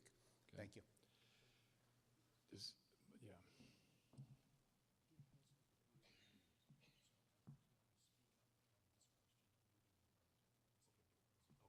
So you can speak on the moving the vote by saying you have an amendment. Okay. All right. Mr. Dombrowski, you're speaking on moving the question. Correct. Good evening. I'm Ed Dombrowski, 15 Chestnut Street, one of your town councilors. I would ask that we not move the vote just for a moment because I have an amendment that I'd like to present if it pleases this body. Okay. Anybody else? This is on moving the question. Yes. Yeah. Andy Bray, 3 Highland Ave. I too would like to ask that we not move the vote. I haven't been heard on this article yet, and I'd like to speak to it. Move the vote's just a majority, right? Refresh me, Mr. Mullen. Yeah. Yeah, 2/3 to move the question? Yeah, right. That's why I'm. Ready, tellers? This requires a 2/3 vote. All in favor of moving the question, raise your hand. Keep it in the air until you're sure your vote has been counted.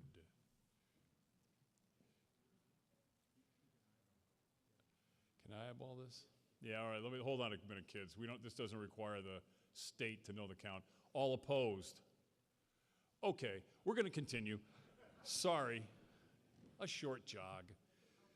Yeah, sorry, it's not a money vote that we have to, or a bond or that kind of thing. We always have to count them to, the reason we have to count them is because Tom tells me to, and because the state needs a count for certain votes.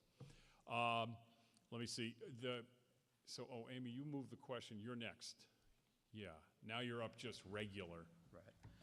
So, again, good evening, Ed Dombrowski, 15 Chestnut Street. I think this ultimately comes down to a balancing of interests, and I respect and appreciate the viewpoints that have been presented here on both sides. I've heard from many of you that are in favor of the 5%, and I've heard from many of you that are not. Ultimately, I think that we need to find some kind of balance or compromise wherein those that sitting here tonight who have made the effort feel as if their voice is being heard. But in the same respect, those watching from home or those unable to be here also feel as if they've not been disenfranchised from the process. What I'm hearing from folks saying is 200 is too little and over 1,000 is too many. So I have run this motion past our town council, and I am presenting this motion before this body tonight for consideration. I'd remind you that regardless of whether this goes forward through this body, it still goes before the general voting public. And so even if we allow this to go forward, it's simply allowing it to go forward. So the concerns that were raised about making sure that those not in attendance are able to be heard, they will be heard with their vote when this is voted on, because that's any of these charter amendments, that's the process. This is step 1, the ballot box is step 2, so let's not forget that. And so certainly anyone who wants to be heard through their vote is able to do that, not just this evening, but at that time. So my motion reads as follows. I hereby move to replace the words by not less than 5% with the words by not less than 2.5%. I believe that this is a fair compromise. Is there a second? Second. Thank you. Okay. I believe this is a fair compromise that respects the interests of those that are concerned about the number going up and respects the concerns of those that are concerned about the threshold being too low. This is a compromise, and in my own experience as an attorney, I know that the mark of any good resolution is a resolution whereby both sides feel as if they're not particularly happy with the outcome. And I think that's what we have to be looking at for here. It's not a perfect solution. I know that those who don't want to change anything would not be happy with it, but I also know that those that are looking for over 1,000 signatures would not be happy with this. But ultimately, it seems like a reasonable compromise based upon what I've been hearing from all of you tonight, as well as what I've heard from all of you leading up to tonight on both sides of this issue. So I'd ask for your careful consideration of this, and ultimately, again, even if we agree to this 2.5%, it still goes before the voters, which is the intention of everyone here in order to ratify what we do here this evening. Thank you. Would anyone, excuse me? Whoa. He made a motion. Does anyone now care to step to the microphone and make a comment on the motion itself? Not on the motion? Anybody want to speak on the amendment? Anybody want to speak on the amendment? That's what I would wish to Oh, speak okay, on. all right, well, On the amendment. okay. I Okay, well, am opposed to the amendment for the following reason. All the argument for it is given in regards to the fact that this will come up for a vote again if it's passed tonight at the general town election. What would happen if this was a budget issue we were talking about tonight? If it gets rejected or passed, it could be brought up on a referendum as the article stands originally, but it would not go to a future town meeting. that what happens with in that case, it's truncated. Changing from 200 to approximately 400, which the 2.5 would be, does not take and negate the ill effects of making a change, period.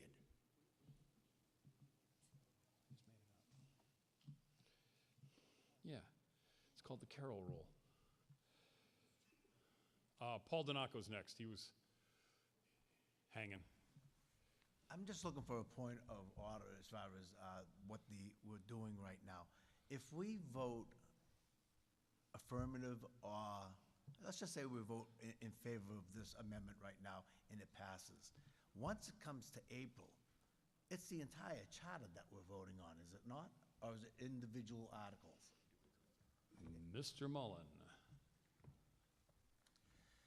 Each of these proposed amendments that pass tonight would be on the ballot separately, and you'd be voting for them separately at the next town election. Yes, you may continue. Okay, so I've been listening to both sides, and many arguments are sound arguments. But the one thing I'm hearing from every one of you is that you all have your voters' rights. And if you think that this body right now doesn't speak for the entire community, then let it go to the meeting in April.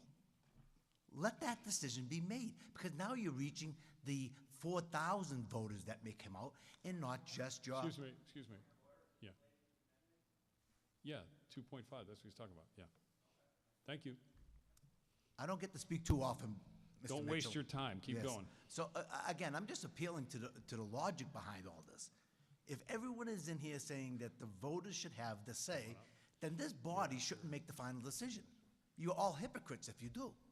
Because you're saying, every one of you is saying, that the whole town should have a say in this matter. You're saying the pros are saying that it's not right, the antis are saying it's not right. So none of you can argue with me because I'm right. Put it to the meeting, put it to the vote in April. Make your decision now, vote for it. If you don't like it, 4,000 people can go to vote in April, and Okay. 4,000 people Is this on the, Paul, the amendment? You're on the I amendment. know. So No, I'm no, not asking I you. know. Get on the amendment. I'm asking you to vote in You're favor of the wandering. amendment because this is the right thing to do. Okay. On the amendment, 2 minutes. Alan Martinetti, 18 Sweetser Street. I appreciate the amendment offered by the town councilor. However, it's like a sleight of hand. It's a sophistry. If you're going to raise the amount of signatures that you need, then you need, by a certain percentage, you need to increase the amount of time to get those signatures by the same percentage so that it's fair. You have so you keep it in balance. It's clever that he tried to, phrase it that way. It sounds nice. I just want to clarify this. By, Tom, by increasing the number of signatures, but the days remain the same, and if it was going to be 5%, it's the same amount of days for 5% as it is for 2.5. I just want to make sure, I'm not arguing with you, I just want to make sure we're He clear just about said, this. he just Hold on. Your motion, Ed, is to, it just goes to the number of votes, it doesn't go to the number of days. Yeah. But the So in other words, increase- I just want to make sure that you understand. I'm trying to help you here. So you're saying the number of days is, with the 5%, the number of days remains the same, okay? Just so you know. It shouldn't remain the same, is what I'm saying. If you raise the number of signatures for 200 to 900, I don't know what that percentage is, 450% increase, He's cutting it whatever in it is. half. Fine. Okay, so you're raising it by 200% or 300%, whatever that number is. I want the number of days to get the signature to go up by that same percentage. That's what I'm saying. Let's keep it in balance. But didn't the number of days increase? I don't care. I want it to Hold on a increase minute. Hold on. equally. I'm trying to get this clear for you. I need to know what the original, yeah, it didn't. No, the days didn't. He's just amending the days, okay? I understand. What I'm saying is, were the days originally increased for under the 5? Yeah, 20%, They 2 just days. stayed the same. Okay, I got you. All right, okay. 20%. All right, I just want to make sure that you So understand. I'm saying if you're going to raise the vote from 200 to 500, whatever that percentage is, the number of days should be raised by an equal percentage to keep it in balance. Okay. That's Okay. all I'm saying. So you're opposed to the amendment? I'm opposed to it. Doesn't make any Okay, sense. just want to get clear. Wait a minute, wait a minute. Have you already been up on the amendment yet? Not on the amendment. Okay. 2 minutes, Mr. Mitchell. Well, very Pedal brief. fast. Very brief, yeah, very brief. I recommend we vote this amendment down. I think it's a great idea. I think you go in the right direction, so positive on that. But, you know, the Charter Commission has been deliberating on this thing for over 6 months. I went to some of the meetings.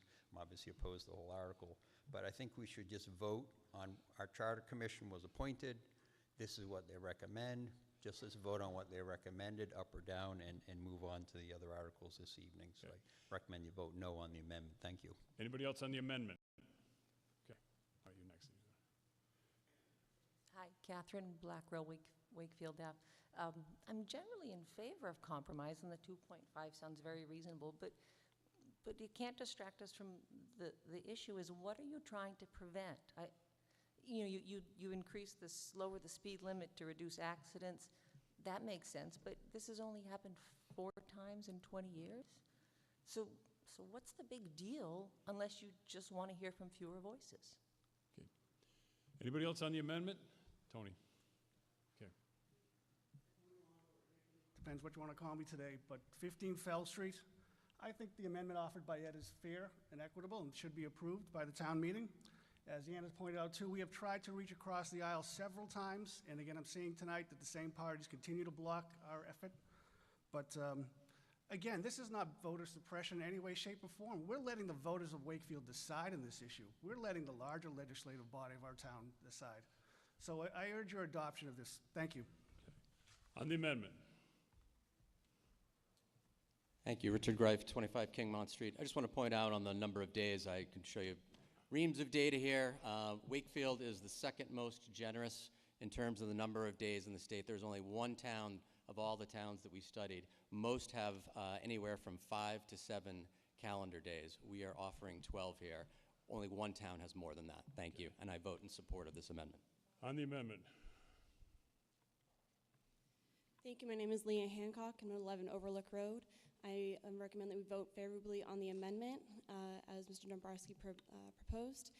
A meeting in the middle between the current standard up to the 5%.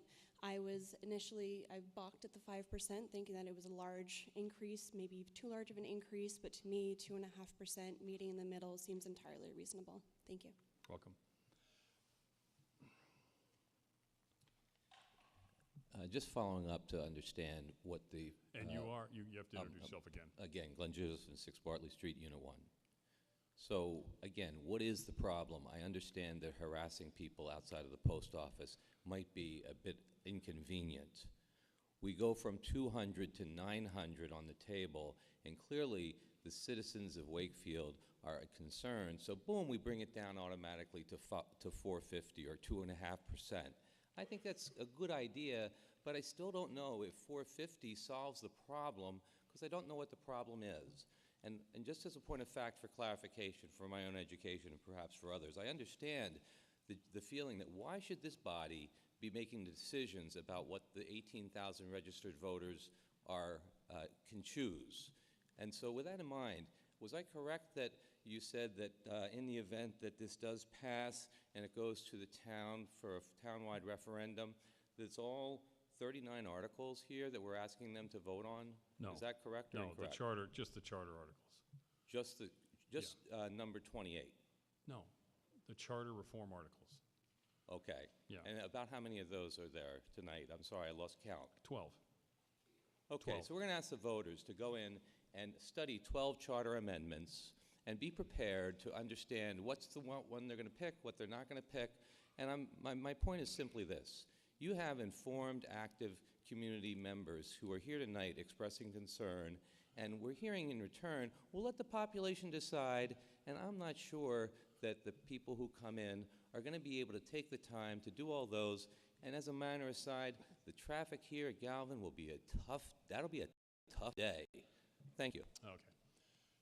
Mr. McLaughlin. Bob McLaughlin, 376 Water Street. I am totally against this amendment. I prefer that the Charter Commission's initial article not be touched, and we vote on that completely. As far as you're talking to somebody that's been in the trenches, and again, I'm going to go back to it is extremely difficult just to get 200 certified signatures for any article that's been passed through this town meeting. But more importantly, I'm looking in the future. I don't have a crystal ball. I mean, I may never do this again. Maybe other citizens may never do this again. But if somebody, maybe a year, 2, 5 years from now, feels that there was an article that needs a broader outlook for the entire town to vote on, so be it. I can't imagine why we'd want to touch this, but in any event, I'm not in favor of this amendment change, and just as soon vote on the initial article as presented to us tonight. Thank you. Anybody else on the amendment? So you're on the amendment, on the 2.5. Thank you. Michelle Licciardi, 24 Garden Lane. I have a question that somebody could answer. Neither the underlying change nor the amendment. What is the recourse if the 12th day falls on a Sunday and Town Hall is not open to get any of the signatures or anything necessary? Does that now push it back 2 days to the Friday before? Mr. Mullen, isn't Sunday always the next Monday? I know in my line of work it is.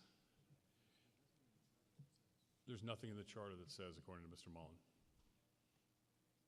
So if the 12th day is on a Sunday and somebody wishes to bring forth a referendum, are they out of luck? Mr. Mullen, yeah. In the charter that says that you go to the next business day if the 12th day is a Sunday, I think you'd have to make sure that you get your filing done by the last day that the town hall is open within that 12-day period. So the 12 days effectively, if it's on a Sunday, becomes 10 days that Friday before. I think that's the advice I'd give anybody who came and asked me, hey, when is my petition due? So my question is, if the amendment is for 2.5%, that's still, if it's on a Sunday, that now leaves 2 days short. Correct. So we've increased the time, but not increased the amount, but not the time. Right. Mm-hmm. Thank you. Okay. Anybody else on the amendment? Sure. Are you on the amendment? Yes. Okay. The 2.5 part? Yep. Okay. I would like to support Mr. Dombrowski's amendment as a true compromise between interested and educated voting members of our community. By reducing the number to 2.5%, the voters that disagree with such a large increase are heard, as well as those that have researched, discussed, and compromised to craft such an amendment. By bringing this amendment to election, can't read my writing, by bringing this amendment to election, it is an amendment made listening to passionate representatives, as we are here tonight, of our voting community, and then putting forth to an actual election. We need to and should expect that our voters be informed as they vote, whether it be here at town meeting or at election. Thank you.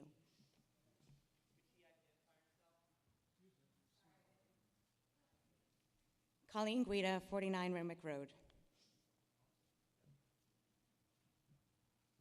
All right. Mr. Dombrowski, you're next. Thank you.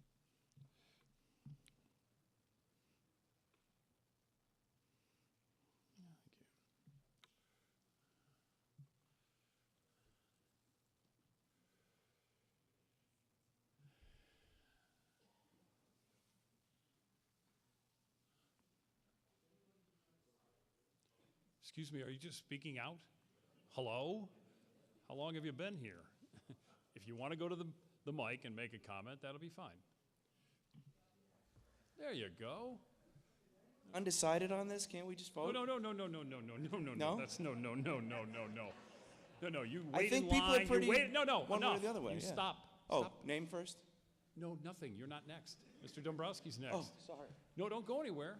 I don't want to suppress your rights. Mr. Dombrowski.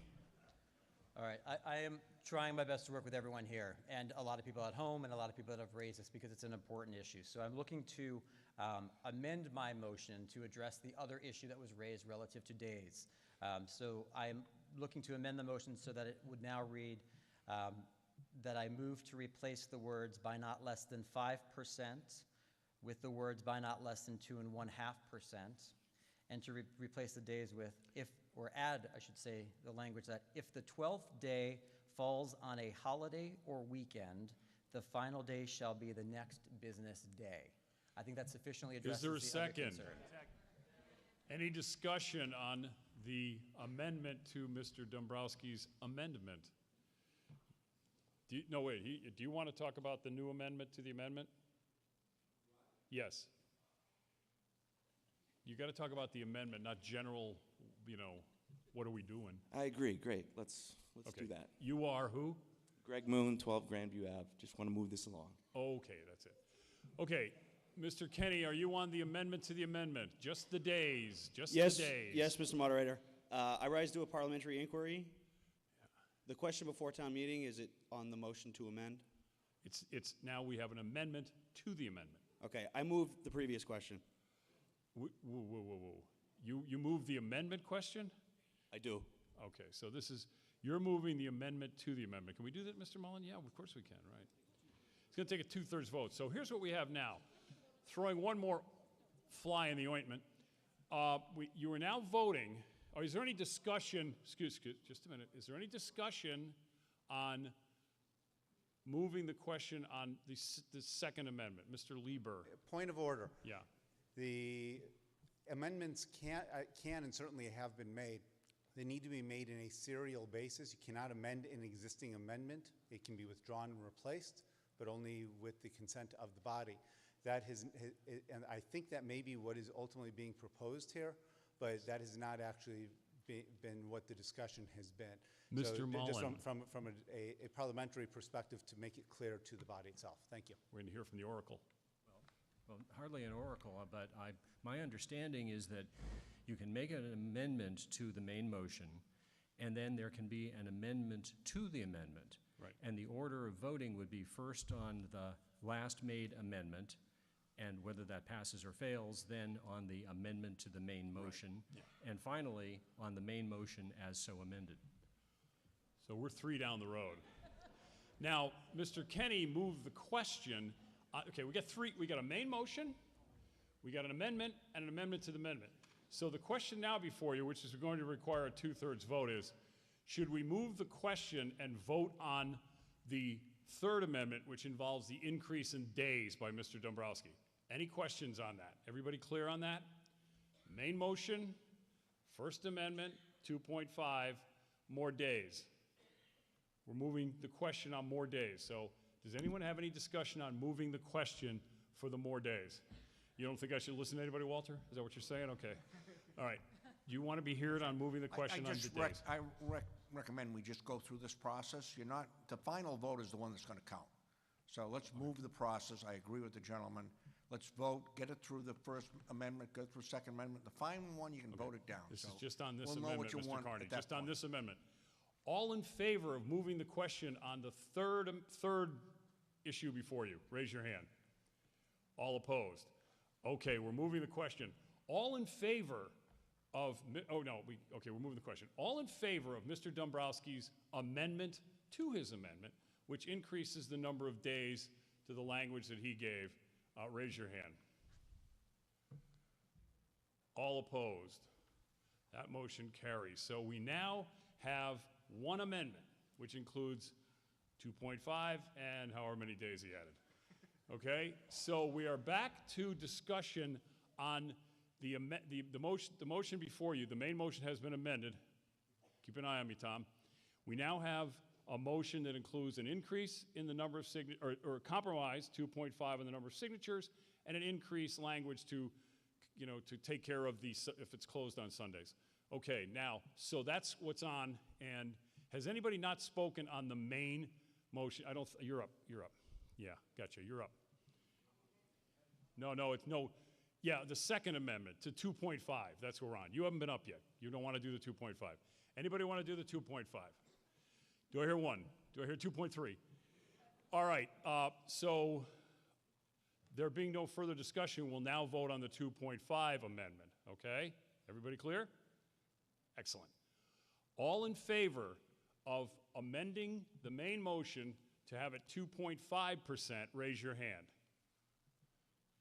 All opposed? Oh, that motion carries, yeah. Okay, so now the main motion is, according to Mr. Dombrowski's two amendments, which is 2.5 and extra days to take care of if town hall, if it falls on a Sunday. Is that a fair assessment? Is that in layman's terms? All right, we will resume discussion on that. Got to talk on something, or you're just hanging there. Thank We you, won't know Mr. who- Moderator. Okay. Bill Spalding, 42 Gould Street. So after being involved with this town for the last 12 years as a resident and graduating from Northeast Metro Tech in the 80s, I'd like to think that at town meeting, you come here, I come here to learn. I have to say this is one of the more confusing, misleading discussions that we've had here. I came here already to say yes on this because I want it to go to the town to vote on ballot in April. I feel that shame on the people who are misleading by saying that this vote, as a yes or no vote, in either direction, will keep or suppress your voters' rights. This needs to go to ballot. I am in favor, and I don't know what I'm going to vote on yet, but I'm going to learn about it, and in April I'll make my decision like everybody else. Thank you. Okay. Anybody else want to speak first time on the main motion? You're up next, Mr. McCauley, on your second time. Anybody on the main motion? Tony, you're next. Yeah. So a yes vote will move this forward and let the town vote on it in April. A no vote stops it right here. I urge again for you to vote yes. I'll keep it short and simple. Okay. Hi, Andy Bray, 3 Highland Ave. I'll keep this neither short nor simple.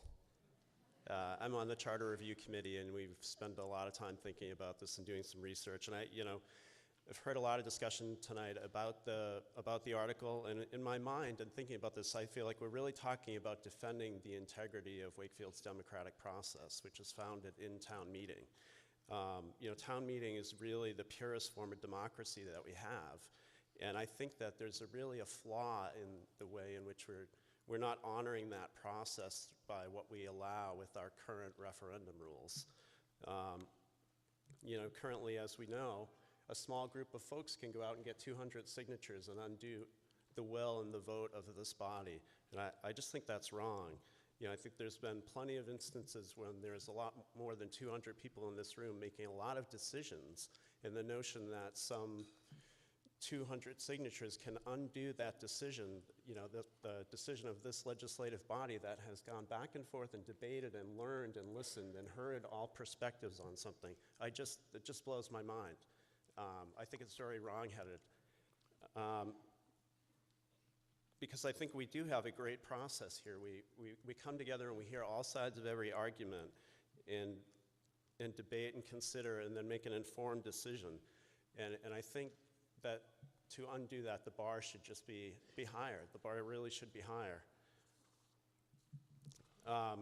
Some folks have talked about what's happening and where's the bar set in other towns, and we've looked at some numbers and shared out some numbers through articles. A lot of the towns that have been discussed have representative town meeting, but when we go out and I've looked at other towns with open town meeting and looked at their town charters and even spoken to a couple clerks from those towns, they don't have a referendum process. They just don't. Groton, Andover, no referendum process, open town meeting, because they're honoring the democratic process that is town meeting. Where it's representative town meeting, that's a different story because there's a layer there, right? You've elected representatives and you want to be able to have checks and balances against that. This room is open to any registered voter that wants to bring an issue forward, that wants to have it heard, and wants to have it considered by registered voters in town. To be able to undo that with a couple hundred signatures just seems so wrong to me. You, in essence, by doing that, are suppressing the will of the voters that have approved a measure at town meeting. So by what are we doing? We're talking about raising that bar a little bit to a more meaningful measure.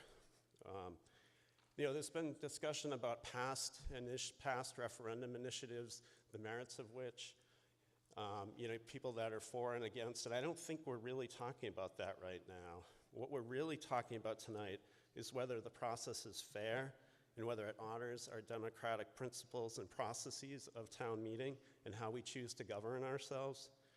I just submit that the referendum process itself, as it is right now, is really not fair. It absolutely does not honor this body. And I think that the article before you tries to help fix that.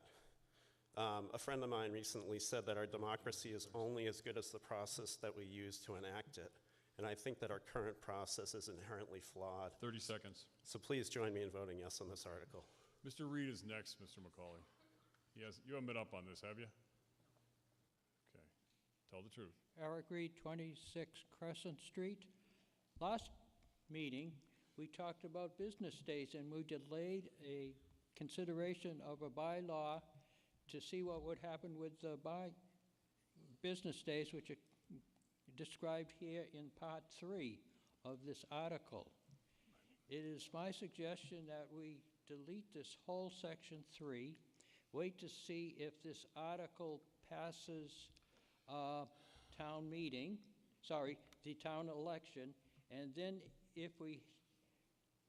because we might pass things depending upon having the business days be deleted and they still exist or something. Anyway, my feeling is that we adjourned last meeting at 10 o'clock because it was too late to discuss anything reasonably and quickly.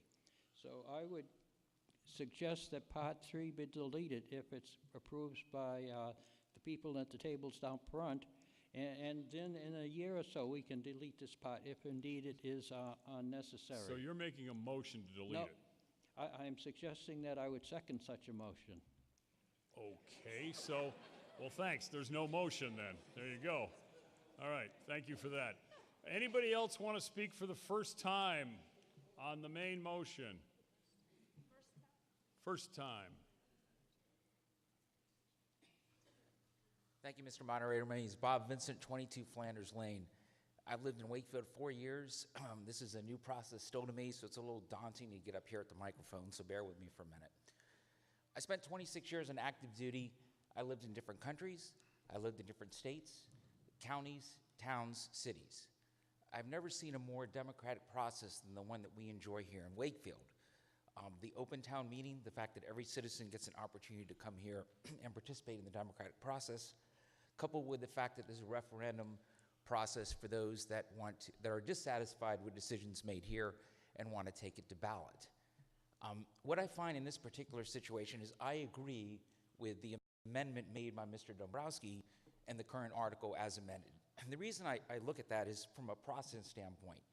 We have a charter that was enacted in 1998, and in the charter it says that every 10 years we're supposed to look at the charter again, and that's being done right now. It will be another decade before any of these articles will be looked at again if they're not passed tonight and addressed at the April ballot meeting. So I look at this process, and to me it's reasonable to go from 200 signatures to approximately 450 with the changes made in the date, because it provides an opportunity for the population as a whole to go to the ballot in April and make a decision as to whether this charter provision should be changed or not. If we decide tonight to not vote in favor of it, then we're looking at the year 2028, where I will be one of those elderly people, difficult to come here to the meetings, to make that kind of a decision. I really think that the way that this was presented tonight with the changes made by Mr. Dombrowski, we should vote in favor of this particular article. Thank you. Mr. McCauley, 2 minutes, second time up. First of all, a question, if you could relay it to town council.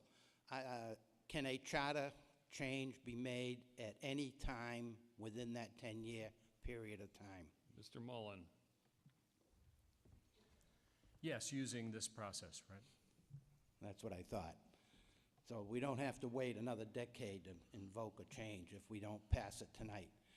Secondly, the entire body of the registered voters in this town make up the legislative body of this town, not just the people that are here in this room tonight. Of that population, seniors are a very large growing population. Senior citizens have distinct physical problems, eyesight deteriorating, ability to drive deteriorating. They cannot very often get to nighttime meetings, especially when things like taking this vote is an indefinite period of time, and seniors have to have more distinct fixed schedules. The provisions that we're talking about tonight are being banted around as if every decision made in a negative manner would end up going to a town election. That's not true. This render referendum can be used on a question. 30 seconds. On a question that is not tied to the charter and does not have to go to the town election, such as a budget question. It can also be used for a negative vote. If we turned it down tonight, 10 somebody could seconds. use this referendum within the next 10 days, business days, to get it brought up at a special election. Thank you. Mr. McGrail. Thank you, Mr. Moderator. Brian McGrail, 81 Outlook Road. I'd like to say that I think we've been well served by our town council tonight.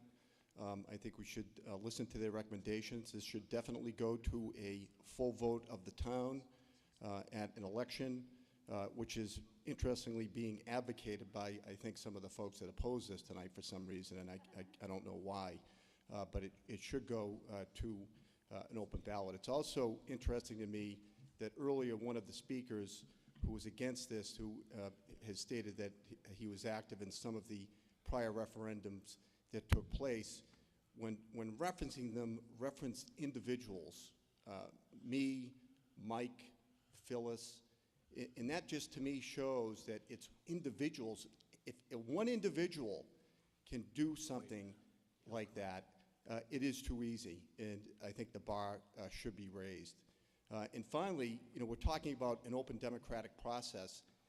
I think it's interesting to note that the referendum process under our charter is half of a process, half of a democratic process.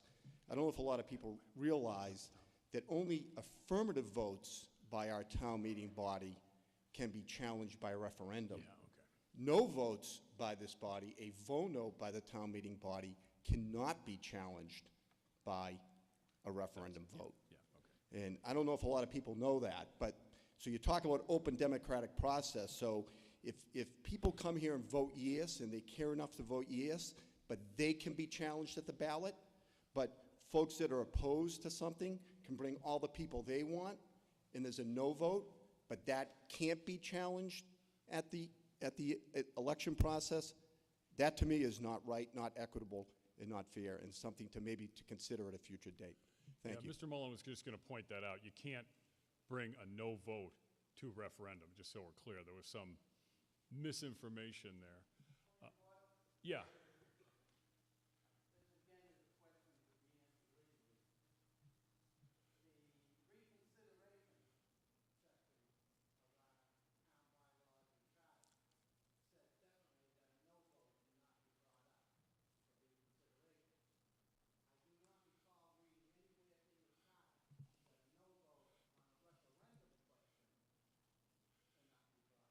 Mr. Mullen. Yeah, I don't think you can. No, Section 2-10 of our charter deals with referendum procedures, and it says no final affirmative vote of a town meeting on any warrant article except a vote to adjourn or dissolve or votes appropriating money or payment of bonds is final unless the 10 business day period after the expiration of the town meeting expires without a referendum petition being filed. So it has to, Mr. McGrail's right, it has to be an affirmative vote. Negative votes are not subject to referenda.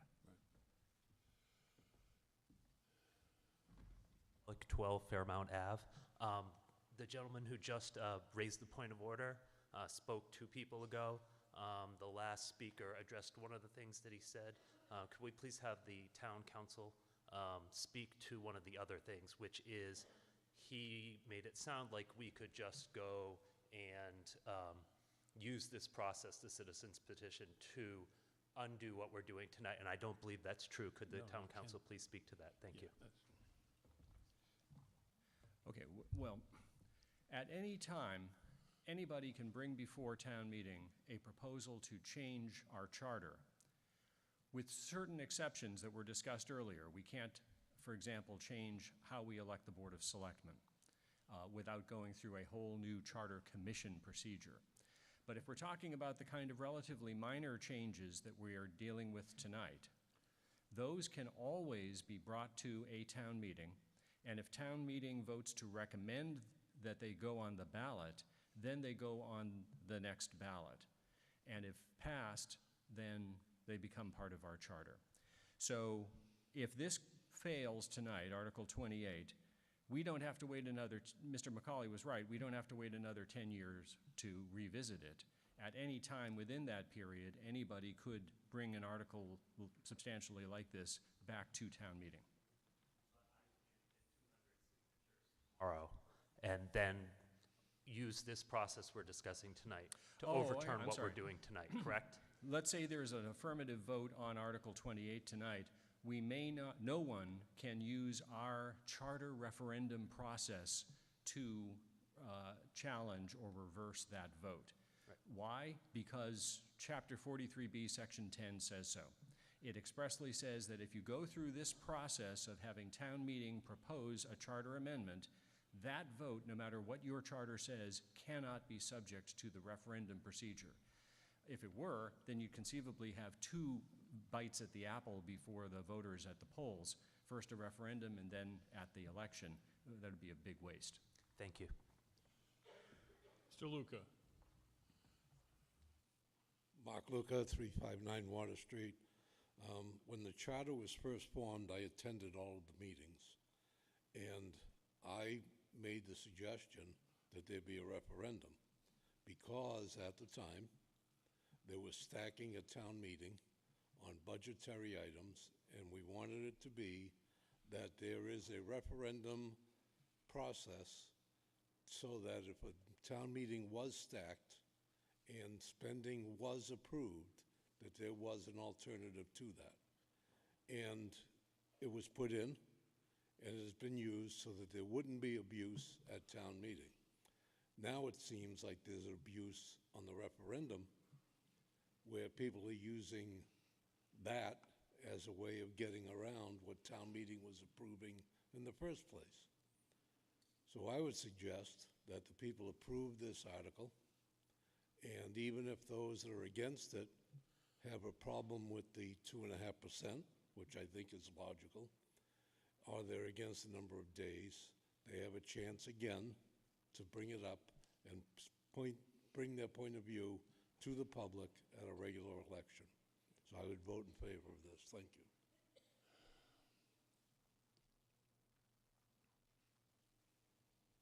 Amy Wall, 23 Elm Street. I move the question again. Second. Any discussion on moving the question? Yes. Moving the question? I can allow that. Is there any discussion on moving the question? There being no discussion, all in favor of moving the question requires. Pardon? Yeah, I can move the question. Hi, Deb Butler, 220 Main Street. I Yeah. did not get to speak on the original motion. I would like an opportunity. Okay. That's okay. We heard you. I mean, we still move the question, though. Okay. All right. All in favor of moving the question, raise your hands. All opposed? The question is moved. Okay. Ready? Tellers. Here we go.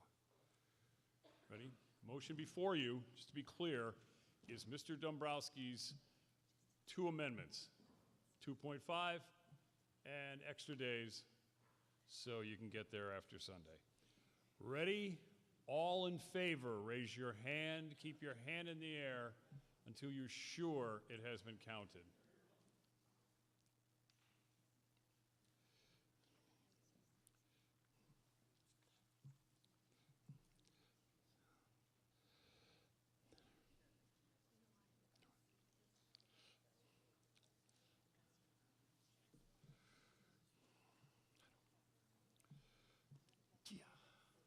36 in the south.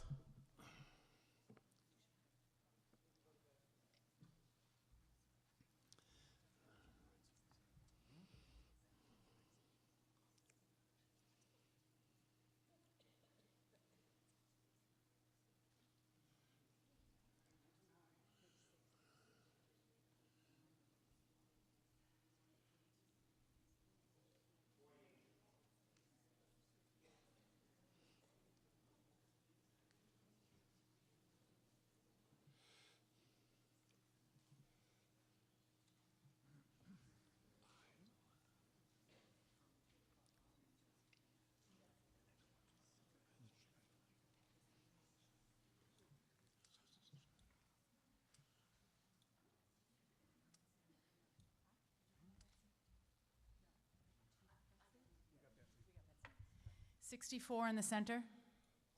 All opposed?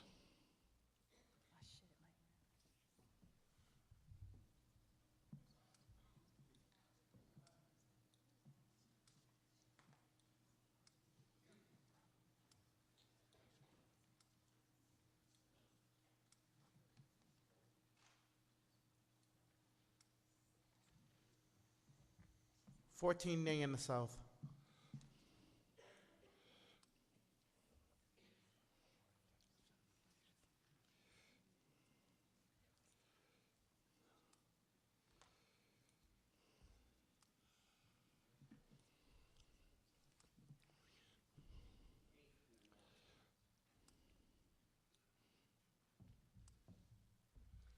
$21 in the center.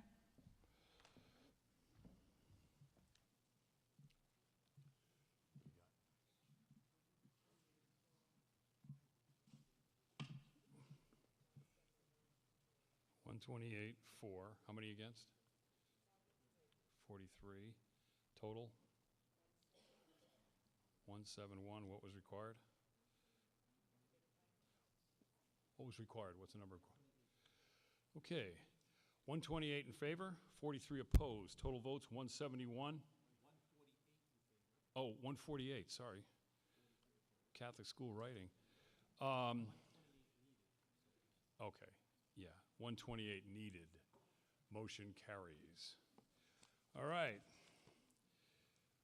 Motion, 22.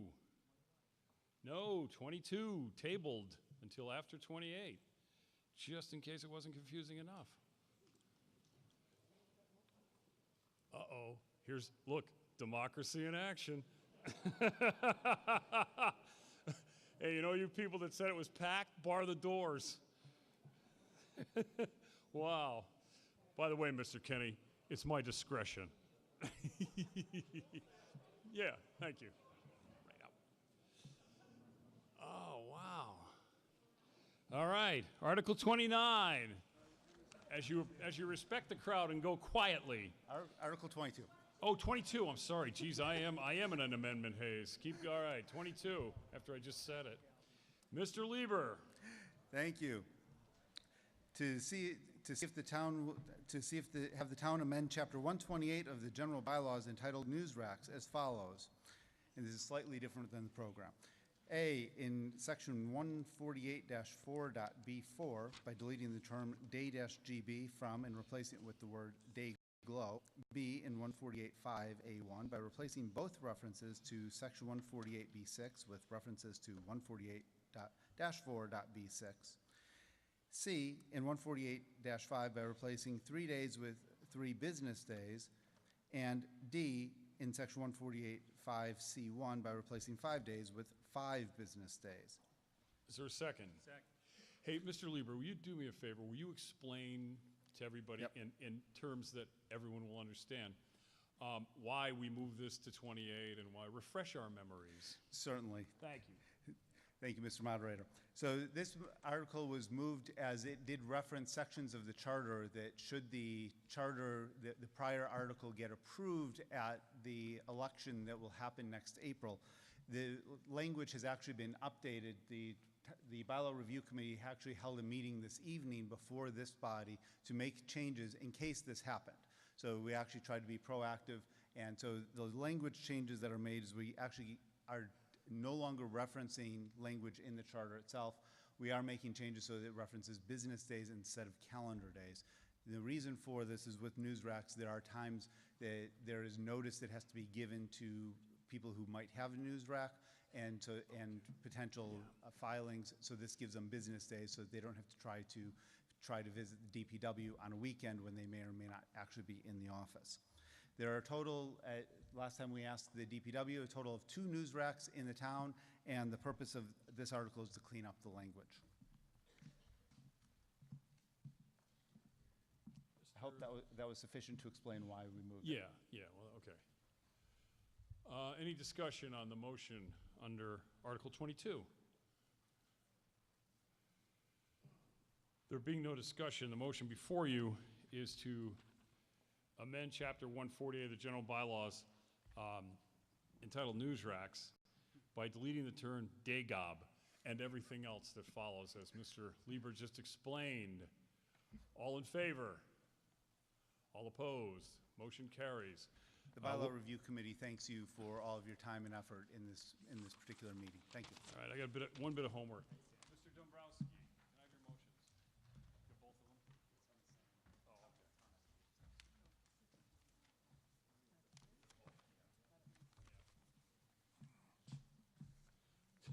Speaking of Catholic school writing. It's 29, right? St. Ambrose. I know where you're from. All right. It's in Latham. All right, we're at 29 now. To see if the town will vote to propose to amend the Wakefield Home Rule Charter by deleting the word Board of Assessors in Section 3-1A, which lists the elective offices of the town, by adding Board of Assessors after the reference to the Conservation Commission in Section 3.2. And Mr. Carney will explain the rest. Does the town amend the Wakefield Home Rule Charter as described to carry out the purposes of this article? Is there a second? Second. Yeah. Okay, you want to explain all this, what this one is? Or is Ally explaining it? This article, if approved at this town meeting and by referendum in the spring town election, will change the Board of Assessors from elected to appointed as requested by the current board.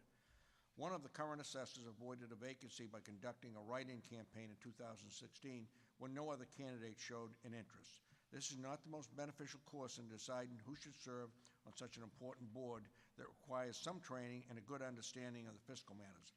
Approximately 40% of the Board of Assessors statewide are appointed to include the surrounding communities of Melrose, Saugus, and Reading. Wakefield has a long history of utilizing local talent that might not otherwise choose to run for an elected position. Assessor is an elected position that gets very little media attention, thus public scrutiny, but requires handling the most confidential matters in a fair and equitable manner. Any discussion on the motion before you under Article 29? Mr. McCauley. How could I pass up a chance to talk about people losing their rights again? It is the right of the elected, the voters of this community to elect officials according to the charter. That's a basic right. This particular amendment takes that right away and gives the appointment, it gives it as an appointment authority to the town council board. I have a question again on it, and it concerns ethics. This board would be appointed by the town council, and then that board will be making financial decisions for this town concerning property valuations. It's a case of an employee impacting on the valuation of their bosses. That does not sound right to me. That's one thing. The other thing is that appointments have a tendency to get messy at times. And I offer up the last board appointee to the light department. That was made by a group of elected citizens making up their minds about a candidate prior to even seeing the resumes of the rest of the candidates. That is wrong. Hey, enough. And don't tell me I'm wrong because I'm not.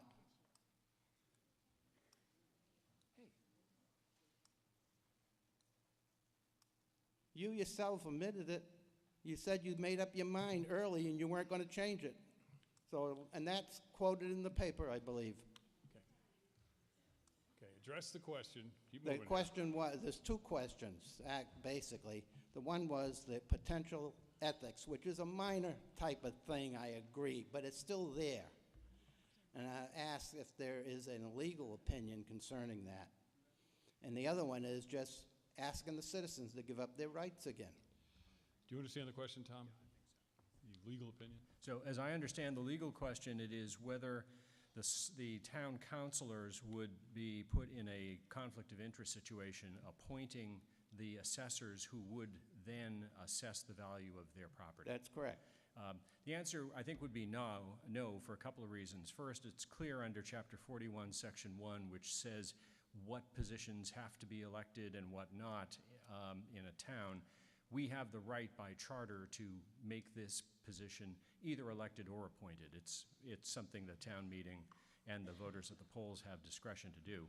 But second, to address specifically the ethics question, the State Ethics Commission takes the position that if you, a member of a public body, share an interest with substantially everybody else, then it's not a conflict of interest for you to vote on it.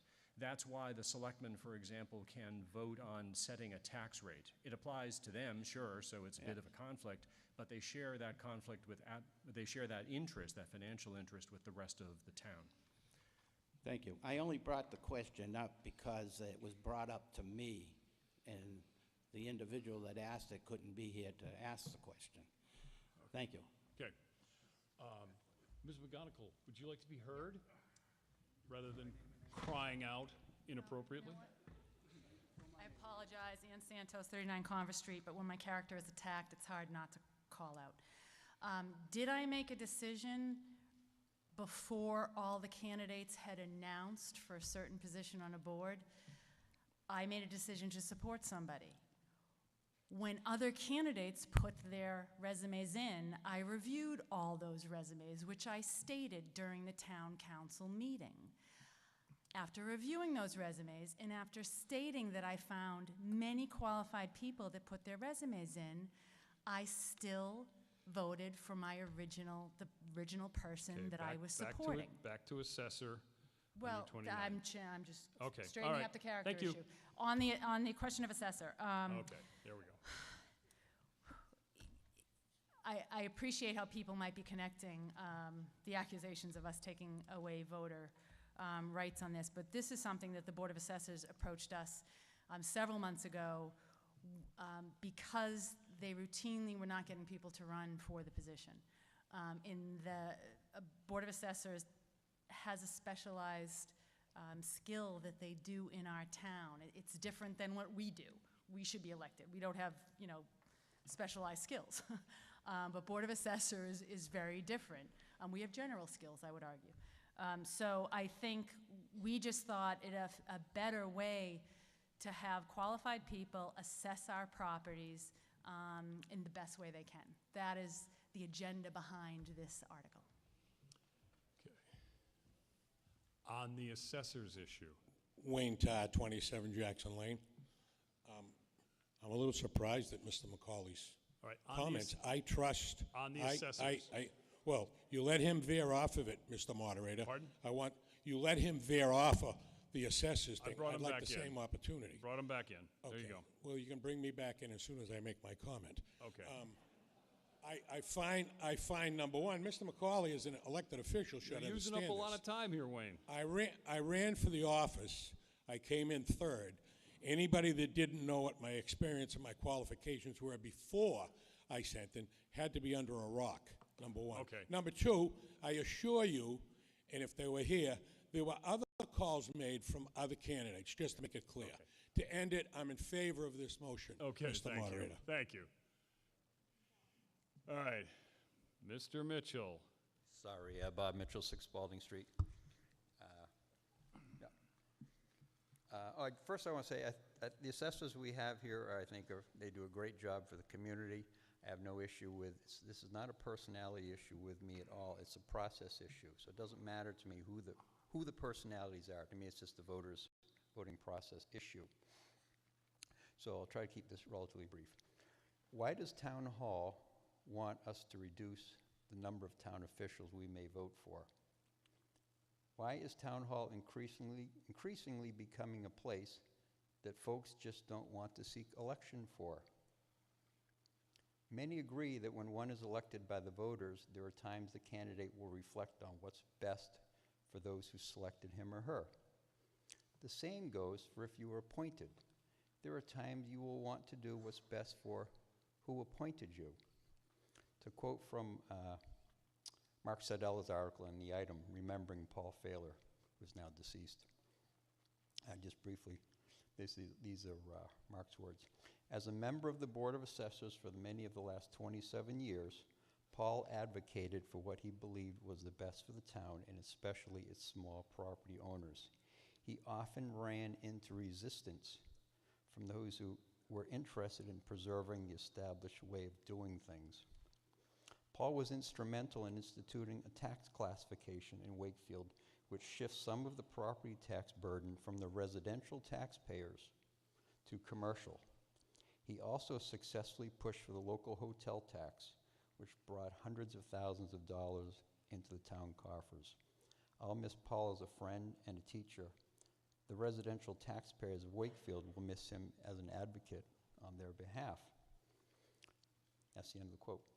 This year in 2018, Paul's work, and if it wasn't for Paul, you wouldn't have this, brought us $730,000. $650 for the hotel rooms and $86,000 for concrete pumpers. He brought that to the voters because he was elected by the voters, not appointed. I don't know if Paul would be appointed today, and I don't know if we'd have $700,000 this year. Since he put this in, we probably had, I don't know, maybe $5 million. Thank you, Paul. Just in closing, yeah. You have choices to make at this town meeting.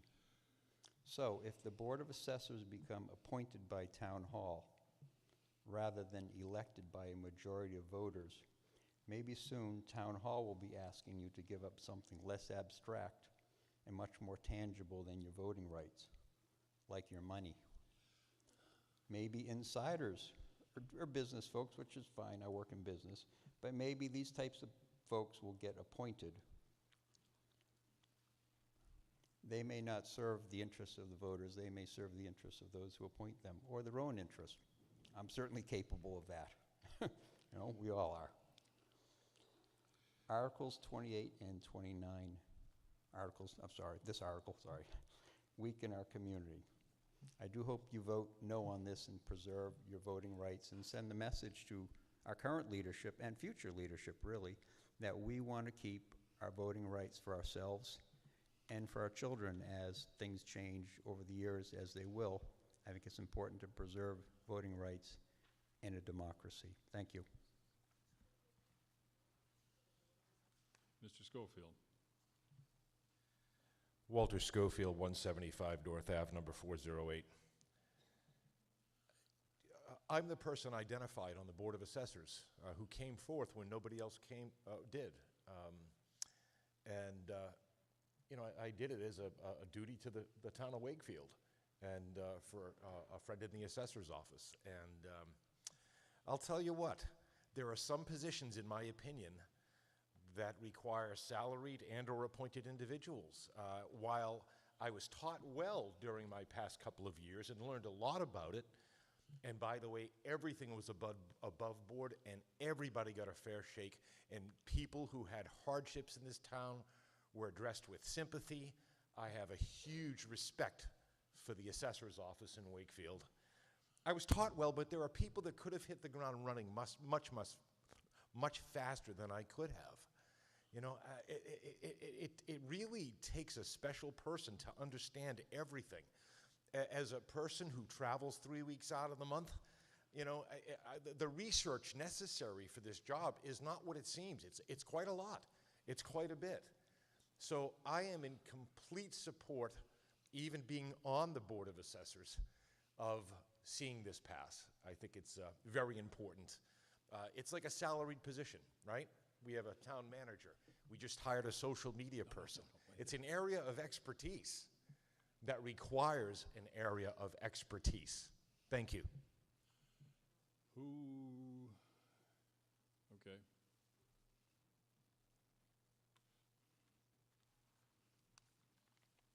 Mike McLean, 19 Fairmount Ave. Again, this is an issue I have some familiarity with because back in the day I was on the Board of Assessors for about 3.5 years and chairman of the Board of Assessors for a period of that time. So I have mixed emotions about this. We have had discussions in town in the past about whether we expand the board to 5. My thought about that was always no, because it's easier to flip a 3-person board if you're having problems and you need to regain a majority.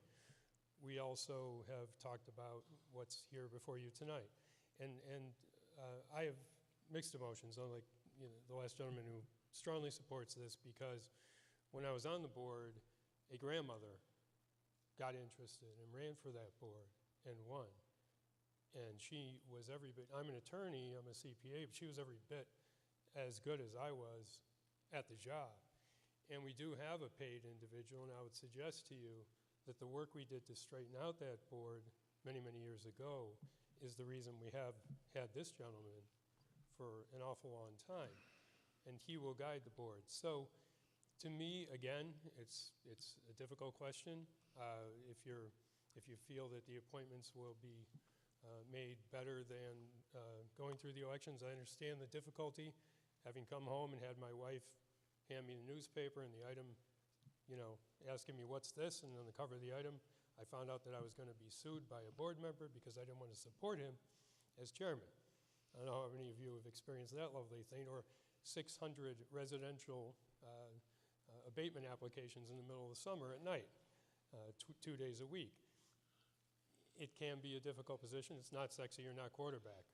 But on the other hand, I don't feel as strongly as some that the electoral process hasn't worked. I've seen it work. So I've mixed emotions about this, and I will probably be voting against this article. Thank you.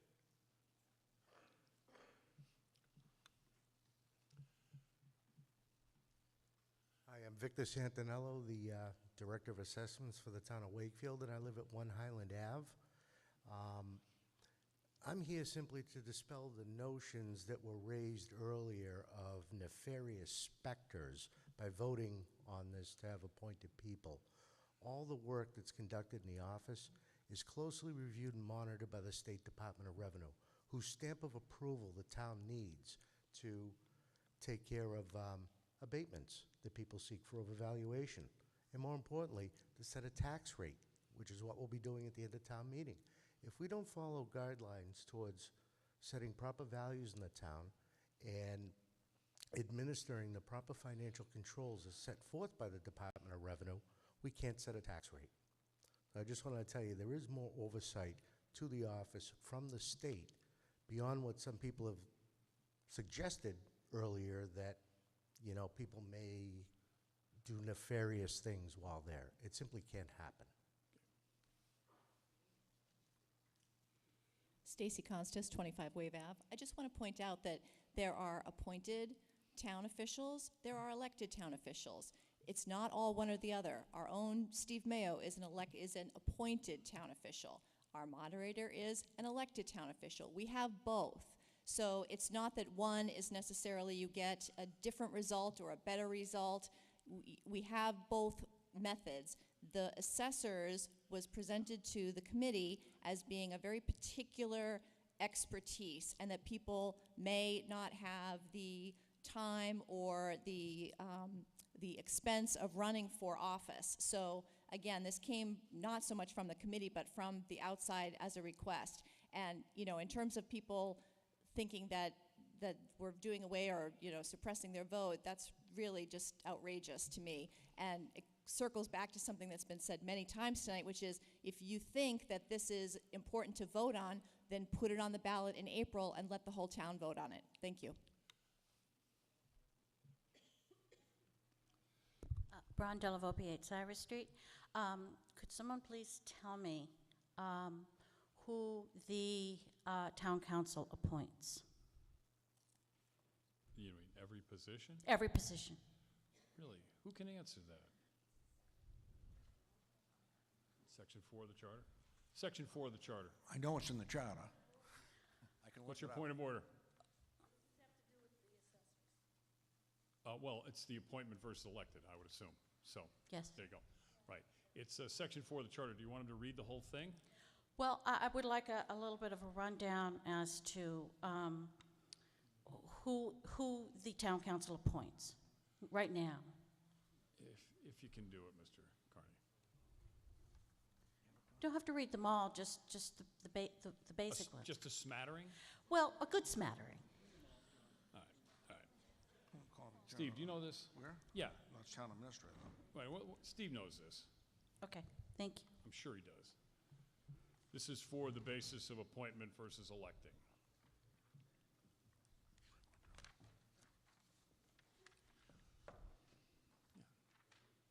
You're appointed. I'm elected. They're all elected. Tom's appointed. I'm helping out here. Chris is elected. Mark writes about us all. The town council appoints the town administrator, the town council, the advisory board of public works, the zoning board of appeals, the conservation commission, the council on aging, the recreation commission, the board of registrars of voters, all poll workers. Okay? Anything more on that list? Town meeting workers and wardens. Yeah, okay. They also approve a lot of appointments as we go along. There you go. That's a smattering. There we go. Okay, thank you very much. Okay. So that's 2, 4, 6, 8. That's 10 right there. You're right. This is about a balance here, and I'm sorry that if anyone felt that anyone was saying there's anything untoward going on, because I didn't hear that at all, and I don't think anyone was intimating that, and I certainly am not. I think this is more about, and I'll use the term power grab again, that here we have our elected town council who appoints just a vast majority, so the scales are really tipped on this one, and I think that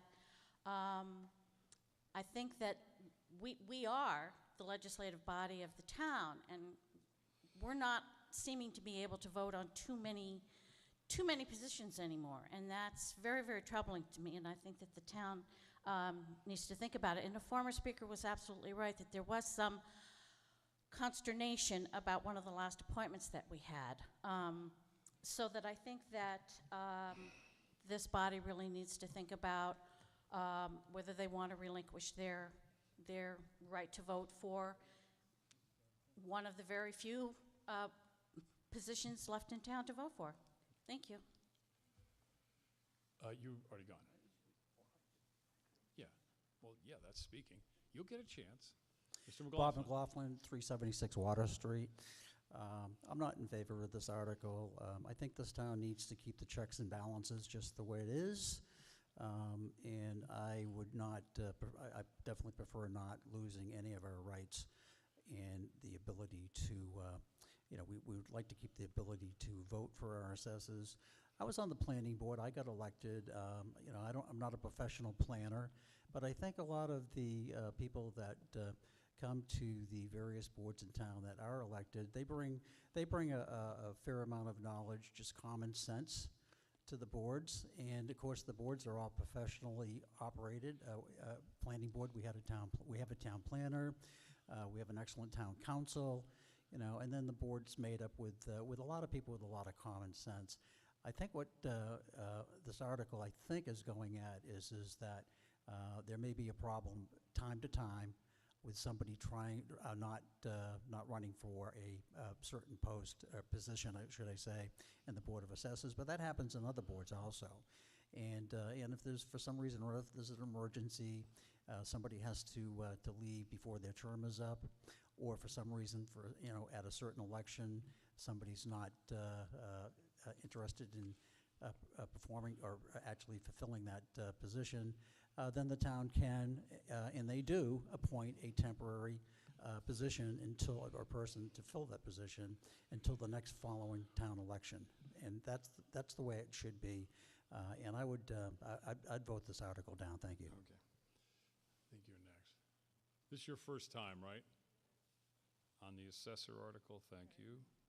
I'm Jane D'Addario, 1 Hope Terrace, and I'm currently on the Board of Assessors. I have been on the board since 2009, and I'm the last person that got on there by winning a contested election. Everybody else has got on there. As we heard from Walter Schofield, he did a write-in campaign. There was another person that was appointed by the then Board of Selectmen to fill a vacancy resulting from a resignation. And we've been, the incumbents on the board have been reelected to their seats with no opposition ever since I've been on there, so for 10 years. There's an apparent lack of interest in running for the, excuse me, for this position, so I would vote in favor of making it appointed. You gotta wait till everybody goes. Andy Bray, 3 Highland Ave. I'm also in favor of making this appointed. I think, what we heard at the Charter Review Committee from the Board of Assessors is just that, this is a job that requires a certain skill set. There are people in town with that skill set. They sure don't want to be politicians or go through the election process, but they're happy to serve. I say we create the process to let them do that, and we have a process in place to vet appointments. It's announced in the paper, people can step forward, and that the nominations are vetted through the town council, and so I move that. I'm sorry, I support this wholeheartedly.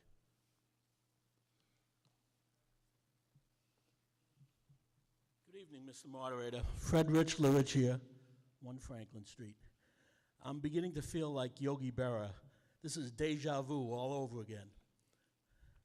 I recall that I was here, I think it was 10 years ago or so, when a similar effort was made to not only appoint the Board of Assessors, but also to appoint the town treasurer, the tax collector, and the town clerk.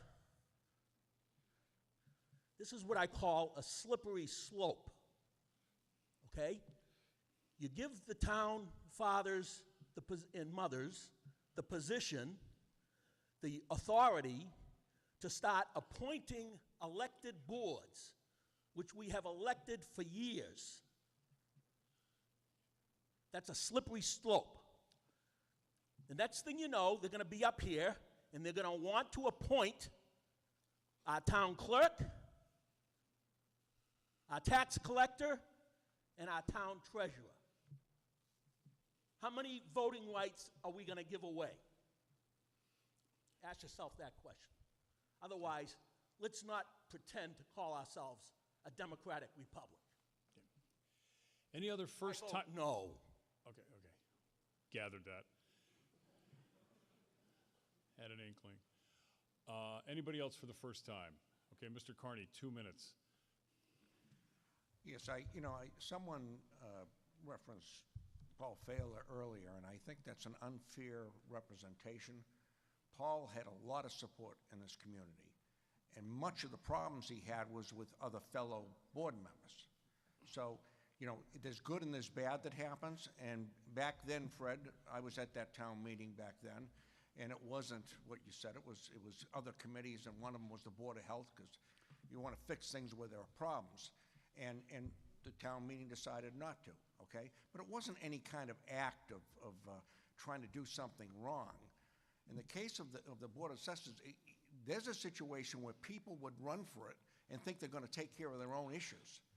And they start to put pressure on the assessing engineer. We had people leaving town.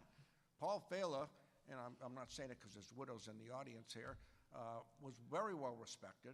I remember going to fundraisers in their home and supporting him. And I think he got a lot of support from leaders at the time, and I was on the Board of Selectmen. So I think that's a very unfair representation. Okay. All right. Paul was appointed or elected. Appointed or elected.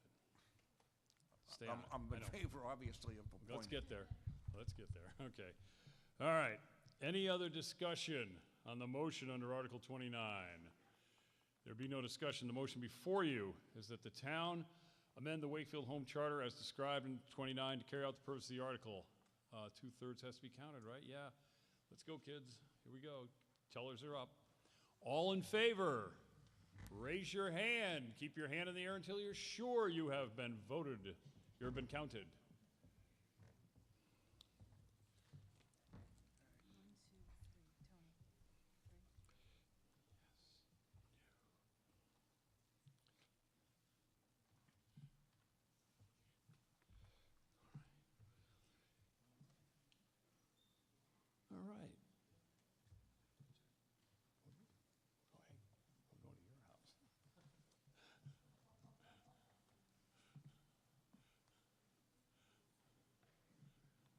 15 in the south.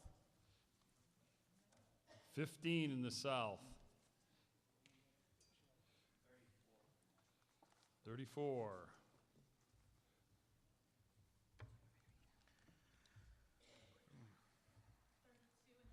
32. All opposed, raise your hand. Keep your hand in the air until you're sure that you have been counted.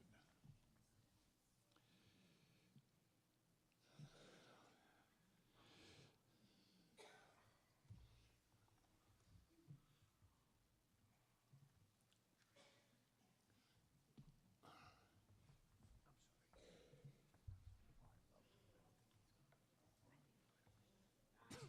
24 in the south. Wait a minute, 9? 9, 24.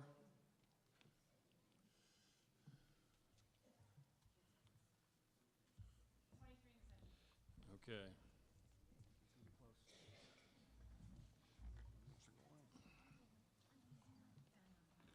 The other stuff might be easy, huh?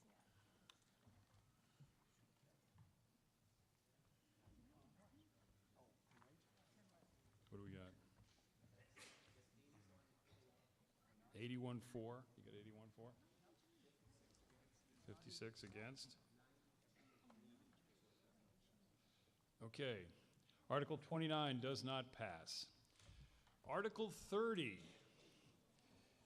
To see if the town will vote to propose an amendment to amend section 3.3 of the Wakefield Home Rule Charter concerning the term of the office of the town moderator by deleting the words 1 year and replacing them with 3 years so that I don't have to scare Bob McLaughlin with a clipboard outside the post office. 2 years. There you go. Crisis allayed. The motion. A motion to be made that the town amend the Wakefield Home Rule Charter as described to carry out the purpose of this article. Where are you guys going? This is the most interesting one on the the whole thing. Where are you going? Jeez. Help. Is there a second? Is there discussion? And you better be precise, Lieber. Mr. Moderator, with all due respect, Huh? Oh, did you? Oh, I'm sorry. Oh, yeah. Okay. You want to give it? You don't want me to do it? You know, I did appear before them, and they didn't go for appointed for life. Thank you for getting that. Okay, you want to go ahead? Go. Yeah. This article, if approved at this time and by referendum in the Springtown election, will extend the term of moderator from 1 year to 3 years, as is the case with other elected town officers. The 1-year term historically goes back to when the town officers were elected at the commencement of town meeting by those attending. The Board of Selectmen, now Town Council, were elected annually up to 1959, when at town meeting on March 9th, 1959, it was voted to elect 1 member for 1 year, 2 members for 2 years, and 2 members for 3 years, introducing the staggered term to a 5-member board. There does not seem to be any business or practical purpose not to have the same criteria for the moderator as in the case with the town treasurer, tax collector, or clerk. Mr. Lieber. Thank you. Daniel Lieber, 1 Elm Street. With all due respect to current moderator, you are doing a very good job at this meeting, and you have at other recent meetings, which I greatly appreciate. Gee, thanks. You're very welcome. The reality is, for this particular position, which is very different than any other position in the town, it's the only single person position that we have. It is also, there's no current provision of what would happen should your position currently become vacant in the middle of a term. With a 1-year term, it would actually get elected at the next, someone else could run at the next election. During an individual town meeting, there are processes for handling things. But there are other tasks that you know that you handle and that you are responsible for in between the town meetings. There are a lot of appointments and other components that are the responsibility of the town moderator. There is no actual current language proposed here or elsewhere that would actually handle an appointment for any of those tasks. It would exclusively be for how to handle a vacancy at a town meeting. For that reason, and the fact that we have no way of actually undoing an action should you do something particularly impeachable from a process perspective, there's actually no way to currently actually address that politically. And while right now you have run unopposed for many years, and that is likely to continue as long as you continue to do an acceptable job by the electorate. That's my prediction. Well, I'm allowed to make a prediction. Well. It's the ability for any voter to have the ability to run for the office should be permitted at any time when there's an election. So unlike any other office where we have multiple board members and a vacancy is appointed by the Board of Selectmen or Town Council, as it's now known, that is specific to multiple member bodies. That is not actually handled with a single elected body. And so that actual position could remain vacant for upwards of 3 years, depending upon when a vacancy should appear. So for that reason, I actually recommend that we vote down on Article 30 and keep a 1-year appointment. It has not been a problem to find a moderator. Both the current moderator and prior moderators that I've seen over the last 20 plus years have all done a very good job. And I think that we should just continue a process where it is an election. And as you know personally, it's not a hard process to go through every April as you currently have. It can be annoying if you're alone. So you're meeting me at the post office so we can both scare McLaughlin next April. Absolutely. Yeah, thank you. I think Mr. Mullen would like to correct some misinformation that might be there. Well, I have to take issue with the suggestion that if there were a vacancy during a 3-year term, that there would be no way to fill it. Under Chapter 39, Section 14, it says that a town can either have a 1-year moderator or a 3-year moderator. And it says if a vacancy in the said office occurs during any term, it may be filled by the voters of the town. I construe that to mean that at the next town election, the town council could put the vacant position, the rest of that term, on the warrant for election. Thank you. Mr. Scott. I'm all for you. I'd like to see you get double salary also. Yeah. Yeah. Will Selectman double his salary? Yeah. Good, okay. Ad hoc. So you get nothing and nothing? Yep. And nothing for 3 years, okay. Thanks.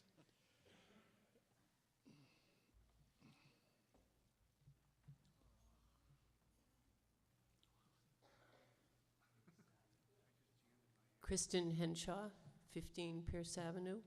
My question to you, sir, is who is your understudy at this time in the event that you're incapable of doing what you do? Well, that's kind of a bummer. No? I thought it was a good question. Undoubtedly. Mr. Mullen would be. He'd be the one, like when I had to go to that ball game that time.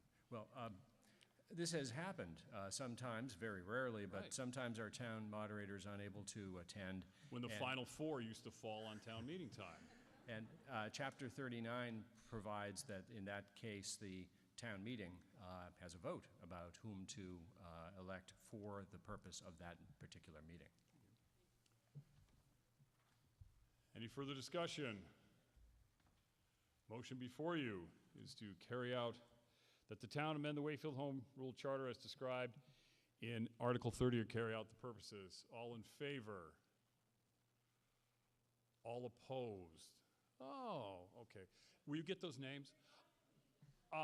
We get those. Okay. We need to count them. If you have a point of order, you can. Yeah. Pardon? No, it's not unanimous. We have to count it. I know. That's why we're counting it. Okay. Tellers, here we go.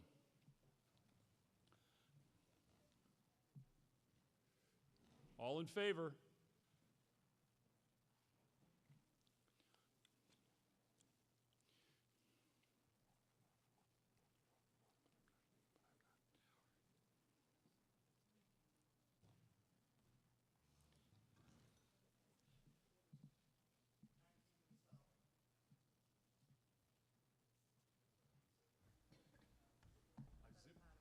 The better part of valor is correct.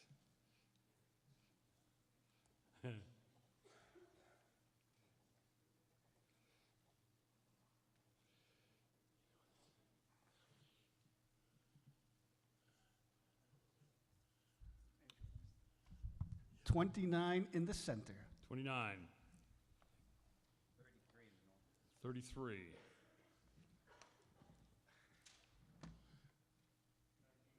19. All opposed, keep your hand until you're sure that you have been counted.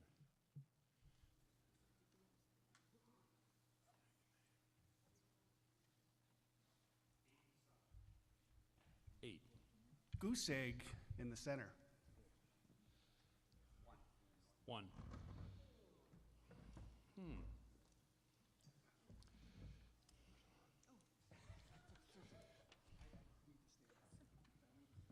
We got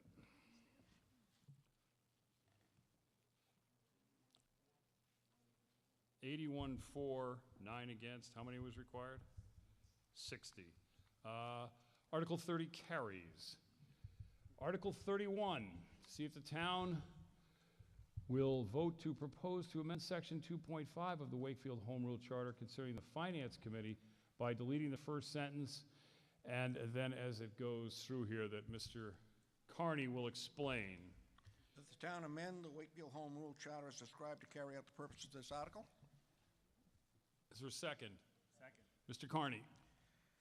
Yeah, this article, if approved at this time and by referendum in the Springtown election, will serve to make sense of the current language, which has the past chairman of the Finance Committee serving on the Finance Committee Selection Committee and not naming a suitable successor in the event of resignation, death, or unavailability of the past chairman. It simply makes whomever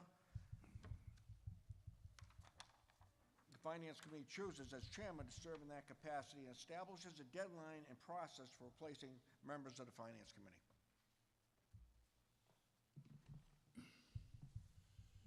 Any discussion? Mr. Reed. Eric Reed, 26 Crescent Street. This is another article in which I want to propose titles. This is a big paragraph, and it's followed in the same section by a big paragraph describing the duties of the Finance Committee. These are two separate entities, and they would be clearer to the public if they had the titles. It has been suggested that the charter be reviewed section by section, and if you put the titles in, this section will be complete. And so I'm now going forward to hand in the motion, but may I read it now? Yeah, why don't you bring it down for Mr. Mullen to look at? Okay. Tentatively, it is, I move to amend Article 31 by inserting the title 1, Finance Committee Selection Committee, at the beginning of the wording of the present article, and also inserting the title 2, Powers and Duties, at the end of the wording of this article.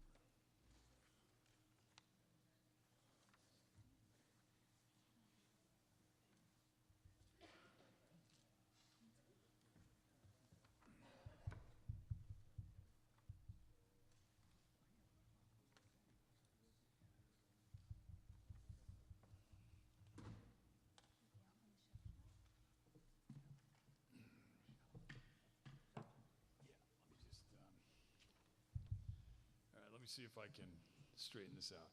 So you want to move the title, move that the title Finance Committee Selection Committee at the beginning of the wording of the present article, and that 2, Powers and Duties, be inserted at the end, because then Finance Committee comes afterwards.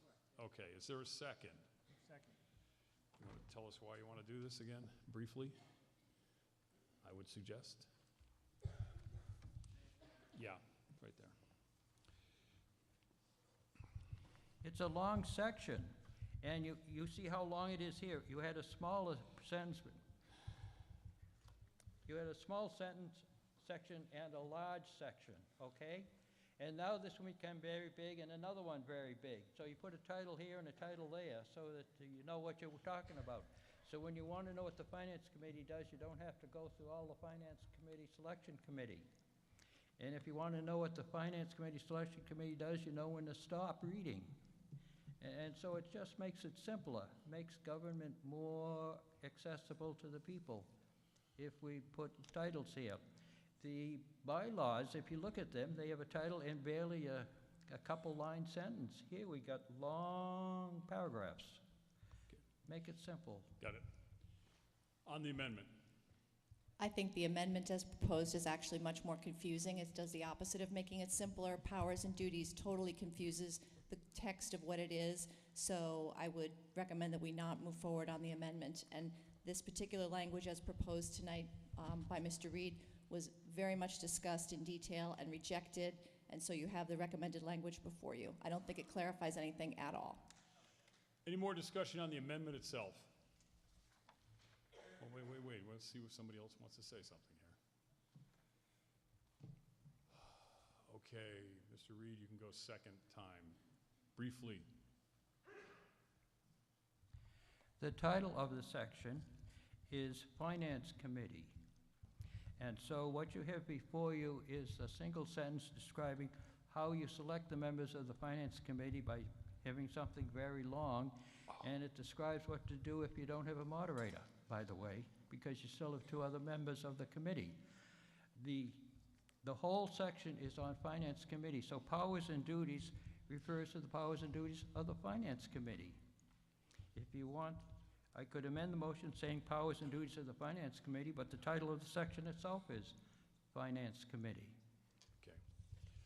Any further discussion on the amendment?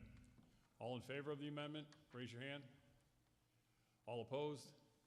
The amendment does not carry. Any discussion on the rest of the main motion on the amendment?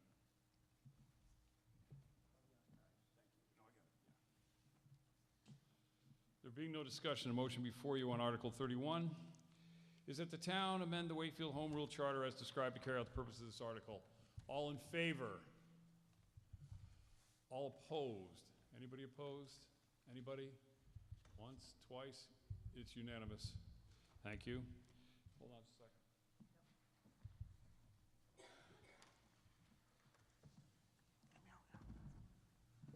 Article 32, to see if the town will vote to propose to amend the Wakefield Home Rule Charter by deleting the first sentence of 2, considering the referral to warrant articles, and replace it with the 5 days receipt of any proposed warrant article. The town council shall cause copies of the proposed to be mailed or emailed to the chairperson of the Finance Committee and to be posted to the town bulletin board.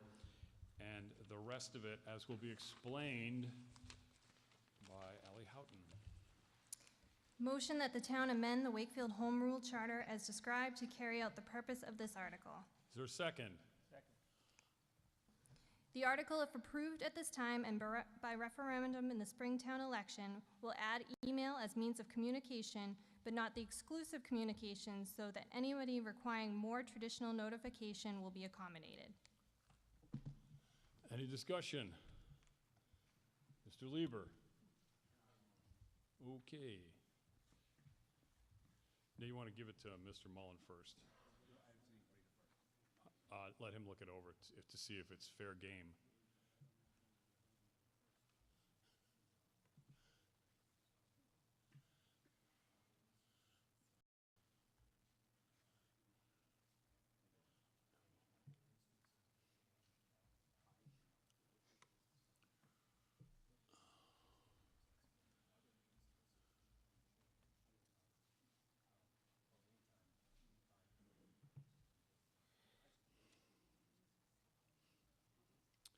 Tom, is it okay? Okay, thank you. The concept behind this is not something that Why don't you read it actually- first and we'll get a second. I move to amend Article 32 by changing the first instance of email to made available electronically and other instances of by email to electronically. Second? The purpose of this Was there a particular... second? Okay, just making sure. The purpose of this particular change is, keeps the spirit of the article, it cleans up the language a little bit. This is something that the Bylaw Review Committee had discussed extensively and made a recommendation on, so that it's not exclusive to email specifically for the transmission means. In some cases, files can be very large, they may be too large to be sent by email. This will actually allow it to be done through whatever electronic means are agreed upon and are available to the town. So just changes the language a little bit so that there are other tools that are available. Otherwise, I have no problems with the article itself. I Any encourage discussion on the that we amendment? recommend this amendment. Any discussion on the amendment? Yeah, I will. There being no discussion on the amendment, all in favor of the wording that Mr. Lieber has proposed? All opposed? Motion carries. Back to the main motion itself. Any discussion under the main motion on Article 32?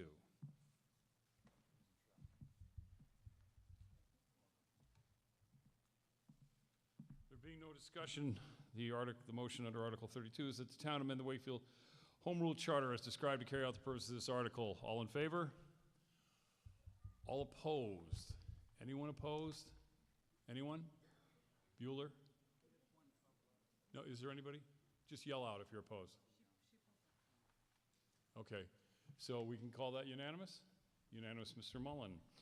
Article 33, to see if the town will vote to propose to amend Section 3.9 of the Wakefield Home Rule Charter concerning the Board of Health by deleting Section C thereof. Let's see what the town will do about it. Mr. Carney.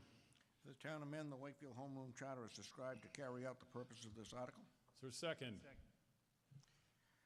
This article, if approved at this time and by referendum of the Springtown election, will bring the Board of Health in conformance with other town departments in the intercommunity agreements dictating the health department's operation.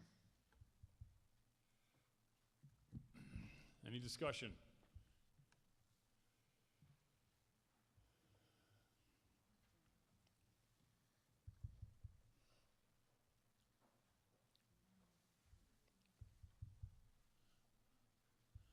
Roman Volpe, in what way? Can you answer that, Mr. Carney? I'd rather defer to the town council. It's just basically conforms with the fact that we have an intercommunity agreement with Melrose and a number of other towns, and that's how we're operating now, so it brings it in conformance with that. What does it say now? Well, right now, Tom, do we have that section we dropped out? Yeah. So I could read the section. What's the purpose of that? Hmm? What is the purpose of here? I really don't know the sense of it. No, that's my idea. Okay.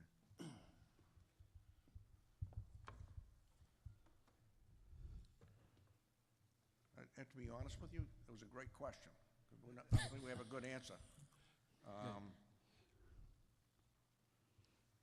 I think we're of different opinions, and if town council doesn't think this has a purpose, then I wouldn't vote for it myself. Tom, what do you? What? Yeah, hold on. Tom, can you give some? Yeah.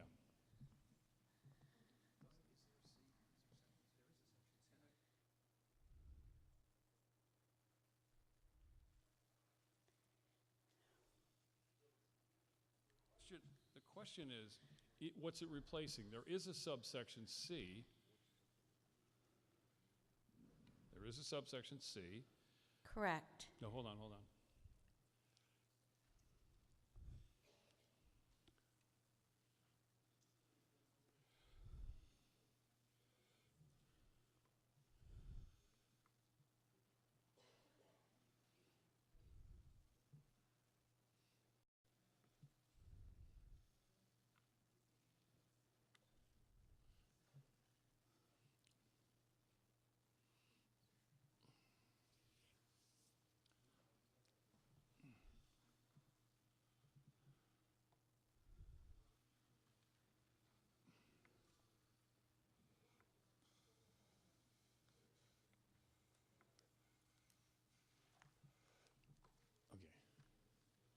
There is a section C, correct?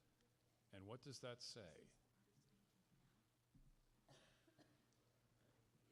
Yeah. Tom, why don't you read section C? Thank you. So there is a section 3-9C, and it reads, "The Board of Health shall appoint a health agent. The staff of the Board of Health shall be appointed by the town administrator upon recommendation of the health agent." Now, Could you, I'm sorry, could you read that one more time? Sure. "The Board of Health shall appoint a health agent. The staff of the Board of Health shall be appointed by the town administrator upon recommendation of the health agent." That's what exists right now, That's what exists now. and it's being replaced with, It's being deleted. that's being deleted. Yeah, and what I'm hearing now is that the Charter Review Committee met with the Board of Health, Yeah. who told them, this does not describe the way we actually work. How does it actually work? But no one here can answer that question. Then how can we vote on it? Ruth. If can the tell. health Yeah. agent is here, Yeah, she is. okay. Yeah. I think the idea was that now that we share, that process doesn't function because we do it with the other towns. Is that a fair assessment, Steve? I don't know what this said. Okay. All right. My point is, and that's okay. Hold on, now we've got a question. Ruth, can you explain this? Well, I can tell you how it works now. I can't Yeah. explain the Okay, so warrant it doesn't articles. work the way it says in there. Correct. Okay. So right now, the town of Wakefield has a agreement with the city of Melrose, where the town of Wakefield subcontracts, or Melrose subcontracts with the town of Wakefield, and we share staff. So the health director, which is me, senior health inspector, and a regular health inspector, and a public health nurse are shared with Melrose and Wakefield. So we can only have one employer. So we are employees of the city of Melrose, contracted with the town of Wakefield, and we split our time. So I'm not So going to the speak for Tom. language, So the language that's in the charter. let me help out here. The Right. listing language of C doesn't operate. It's not how it works That's now. how it works now. Okay, Right. so if it's replacing language about who appoints whom and so on and so forth, No, it's not. how do you get in your position now? If we're eliminating the appointing part, So I'm. You can answer this, right? Yeah. Tom can answer Yeah, this. you answer this part. Okay, bye. Okay. I think the answer is, right now, we have an intermunicipal agreement with another municipality. And we use that to appoint the health agent. And who appoints the health agent? the intermunicipal agreement determines that, and an intermunicipal agreement has to be signed by the town council. Of Bo- both The Board of towns? Selectmen. That's right. Or in the case of a city, it would be the mayor. That's right. So the appointments are still happening, it's just So as who's a, doing the appointments? as a practical matter, then, the appointment is done pursuant to an agreement signed off on by the town council. So that means that this section 39C does not in fact describe the way our our health staff, from the agent and anybody else involved, is appointed. They are appointed pursuant to an intermunicipal agreement. So the language is obsolete. I got that part. Okay, there you go. I wanted, while I'm on this, I wanted to make a point, because this one is a really good example, that if, basically people on this, I feel, are voting blind, because they don't have all the information. Many of the other town warrants I have seen include the language that exists now and what it is being replaced with, right in our booklets, so that we can see and make a much better judgment. And I think this one is a really good example, that if people had had the information spelled out to them what was being replaced and what is being replaced with, and then with the explanation as to why, I think it would have been a much more straightforward vote. So maybe we can consider that in the future, is to place in our booklets what is being replaced and what is being replaced with. Okay. Thank you. Thank you. Any further discussion? Mr. Vincent.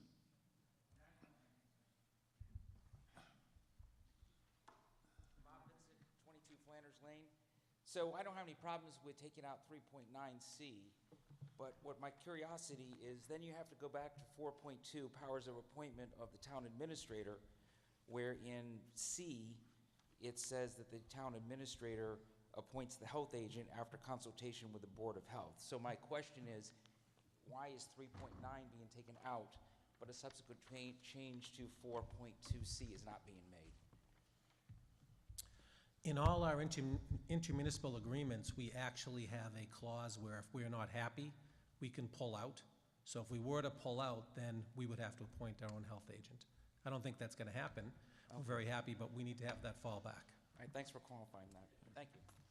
Any further discussion on the motion under Article 33? There being no further discussion, the motion before you, that the town amend the Wakefield Home Rule Charter as described to carry out the purpose of this article. All in favor? All opposed? Anybody?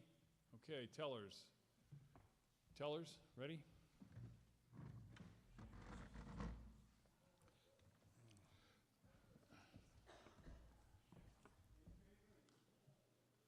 All in favor? Keep your hands up in the air until you're sure your vote has been counted.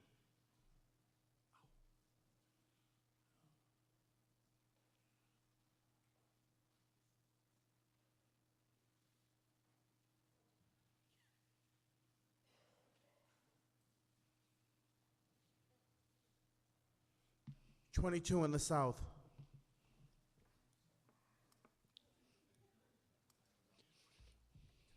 26 in the center.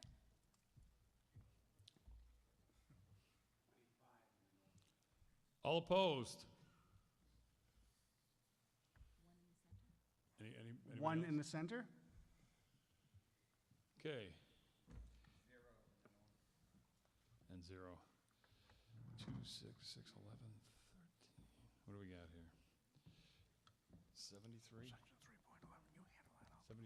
73 to 1. Motion carries. Article 34, to see if the town will vote to propose to amend Section 3-11 of the Wakefield Home Rule Charter concerning the Housing Authority by deleting the sections as set forth in the warrant. Ally. Motion that the town amend the Wakefield Home Rule Charter as described to carry out the purpose of this article. Is there a second? Discussion? This article, if approved at this time and by referendum in the spring town election, will only bring the charter to be in conformance with state law.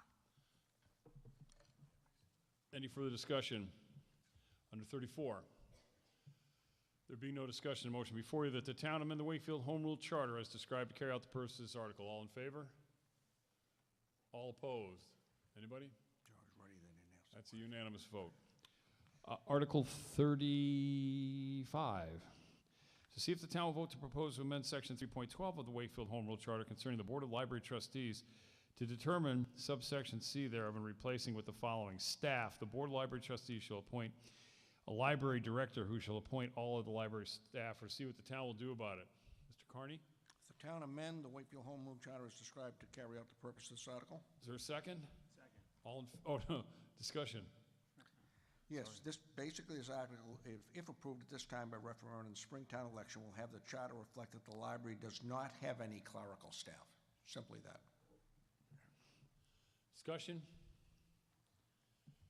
There being no discussion, the motion before you is that the town amend the Wakefield Home Rule Charter as described to carry out the purpose of this article. All in favor?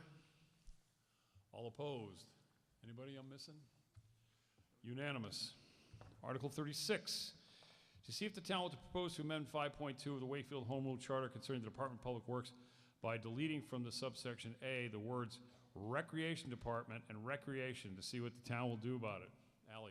Motion that the town amend the Wakefield Home Rule Charter as described to carry out the purpose of this article. Is there a second? This article, if approved at this time and by referendum in the Springtown election, will reflect that the Recreation Department does not report to the Department of Public Works. Any discussion? Mr. Reed. When I'm using word processing and and I delete an item from a list, I also have to delete the comma that goes with it. Is the Attorney General so picky that he requires a comma in this motion, or can common sense prevail? Common sense is defined at the present time. Where would the comma, what comma are you referring to, just to help me Either out? before our Recreation Department and Recreation. If you have a list, A, comma, B, comma, C, comma, and D, and you take the B out, you're left with A, comma, comma, C, etc. That is really picky, but No, it's not. how picky is the Attorney General? Yeah, Tom. Mr. Mullen can answer this. She'd have to be insane. So, yeah.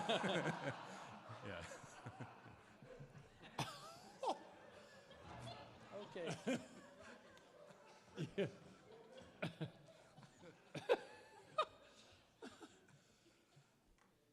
Be careful, Charlie. You're up. Charlie McCauley, 32 Lawrence Street. A quick question, I hope. If you're deleting the Recreation Department from this section of the charter, where are you placing it? Reports to the administrator. I ask because I haven't heard anything bringing up. Well, we're not replacing it because what this does is it says the Recreation Department does not report to the Board of Public Works, reports directly to the town administrator. And that is stated somewhere in the town charter? Yeah. Okay. That's the question. Any further discussion? Motion before you under Article 36, that the town amend the Wakefield Home Rule Charter as described to carry out the purposes of this article. All in favor? All opposed? Anybody? Unanimous. 37. To see if the town will vote to propose to amend Section 6-2 of the Wakefield Home Rule Charter concerning the budget process by deleting the words 90 days and replacing them with the 60 days to see what the town will do about it. Ally. Motion that the town amend the Wakefield Home Rule Charter as described to carry out the purpose of this article. Is there a second? This article, if approved at this time and by referendum in the Springtown election, will give the school department more time to prepare their annual budget in accordance with more accurate state revenue projections. Discussion. Mr. Sherman.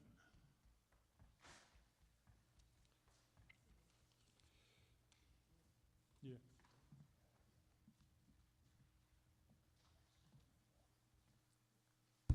Dan Sherman, 16 High Street. I'm also the chairman of the Finance Committee. And over the last many years, and I have to talk to the town clerk to see how many years I've been on the Finance Committee because I don't recall, the school department has always given us their budget late in the process, let me say. Now we're going to give them some more time. I'm really confused as to why we're going from 60 days to 90. Can somebody please explain this a little more detail? Dan, you're an actuarial, and this is going from 90 to 60. Oh, I misread. Wow. Oh, my God. I can't. Oh, Yeah. I will never forget this. Oh, my God. It's late. Yeah. Come on, it's late. You're on the Capital Committee and the Pension Fund? I'm signing up. Wow. Oh, my God. The smartest guy in town, except for Al Turco, decided to... Al, I love you. Okay, any other pertinent discussion under Article? That is just great. Under Article 37, there being no further discussion, the motion before you is that the town amend the Wakefield Home Rule Charter as described to carry out the purposes of this article. All in favor? All opposed? Anybody? Nope. That one's unanimous too. All right. Oh, that was just priceless. Article 38. To see if the town will vote to propose to amend the Wakefield Home Rule Charter by making the following editorial corrections as set forth, to be explained by Mr. Carney. That the town amend the Wakefield Home Rule Charter as described to carry out the purposes of this article. Second. This article, approved at this time and by referendum in the Springtown election, will make editorial corrections to various sections without any substantive changes. Strictly to make editorial changes. And if you ask me why we're doing it, a lot of this has gone through town council. We've checked off things, and it's really not making any substantive change to anything in the charter. So it's fair to say there's like delete a comma, move a parentheses, so just And then- a little more elucidating, a little more explanation. And then one section in the middle that Tom rewrote because he thought we'd be insane if we didn't. Any further discussion? The motion before you, under Article 30. Oh, there is. Oh, Eric, this is all about commas. It's right up your alley. I would replace section 8, which reads at present, in the second section, delete the words "thou" immediately prior to the words "this charter."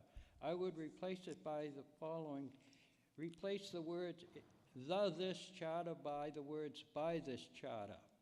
The words "by this charter" appear all over the charter. But here you have a typo. The word "by" was left out and the "thou" was put in place. That sentence has a number of other features worked on, and you also have prepositional phrases beginning with the word "by." Do you have an amendment? Yes. Okay, bring it on down to Mr. Mullen. I wanted to explain it first. Well, let's get it on the floor and then you can explain it. This is under section 8? Okay. Second sentence. He said 8. Okay. Oh, okay.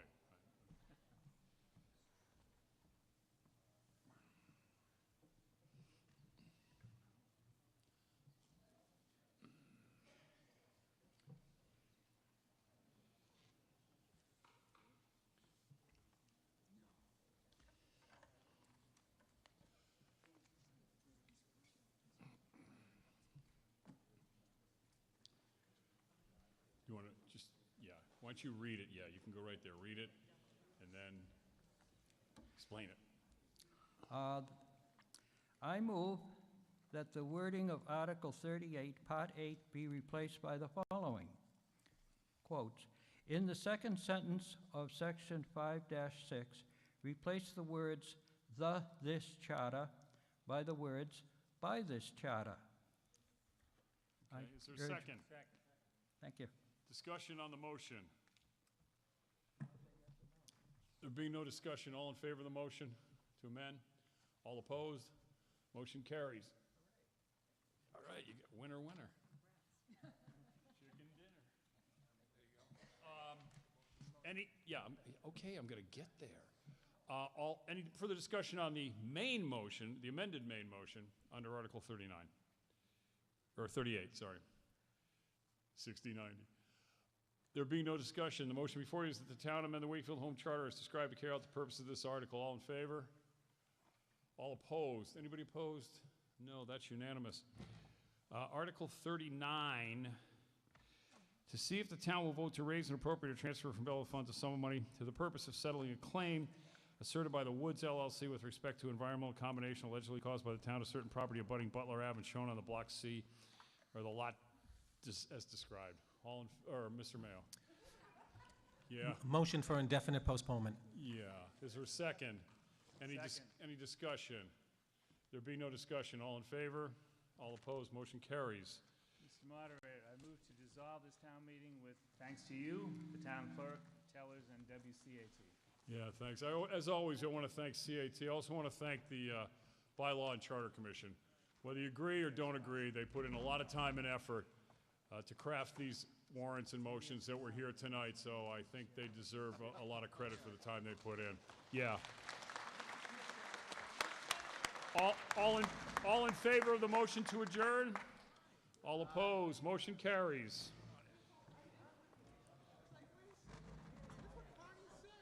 Oh, my God.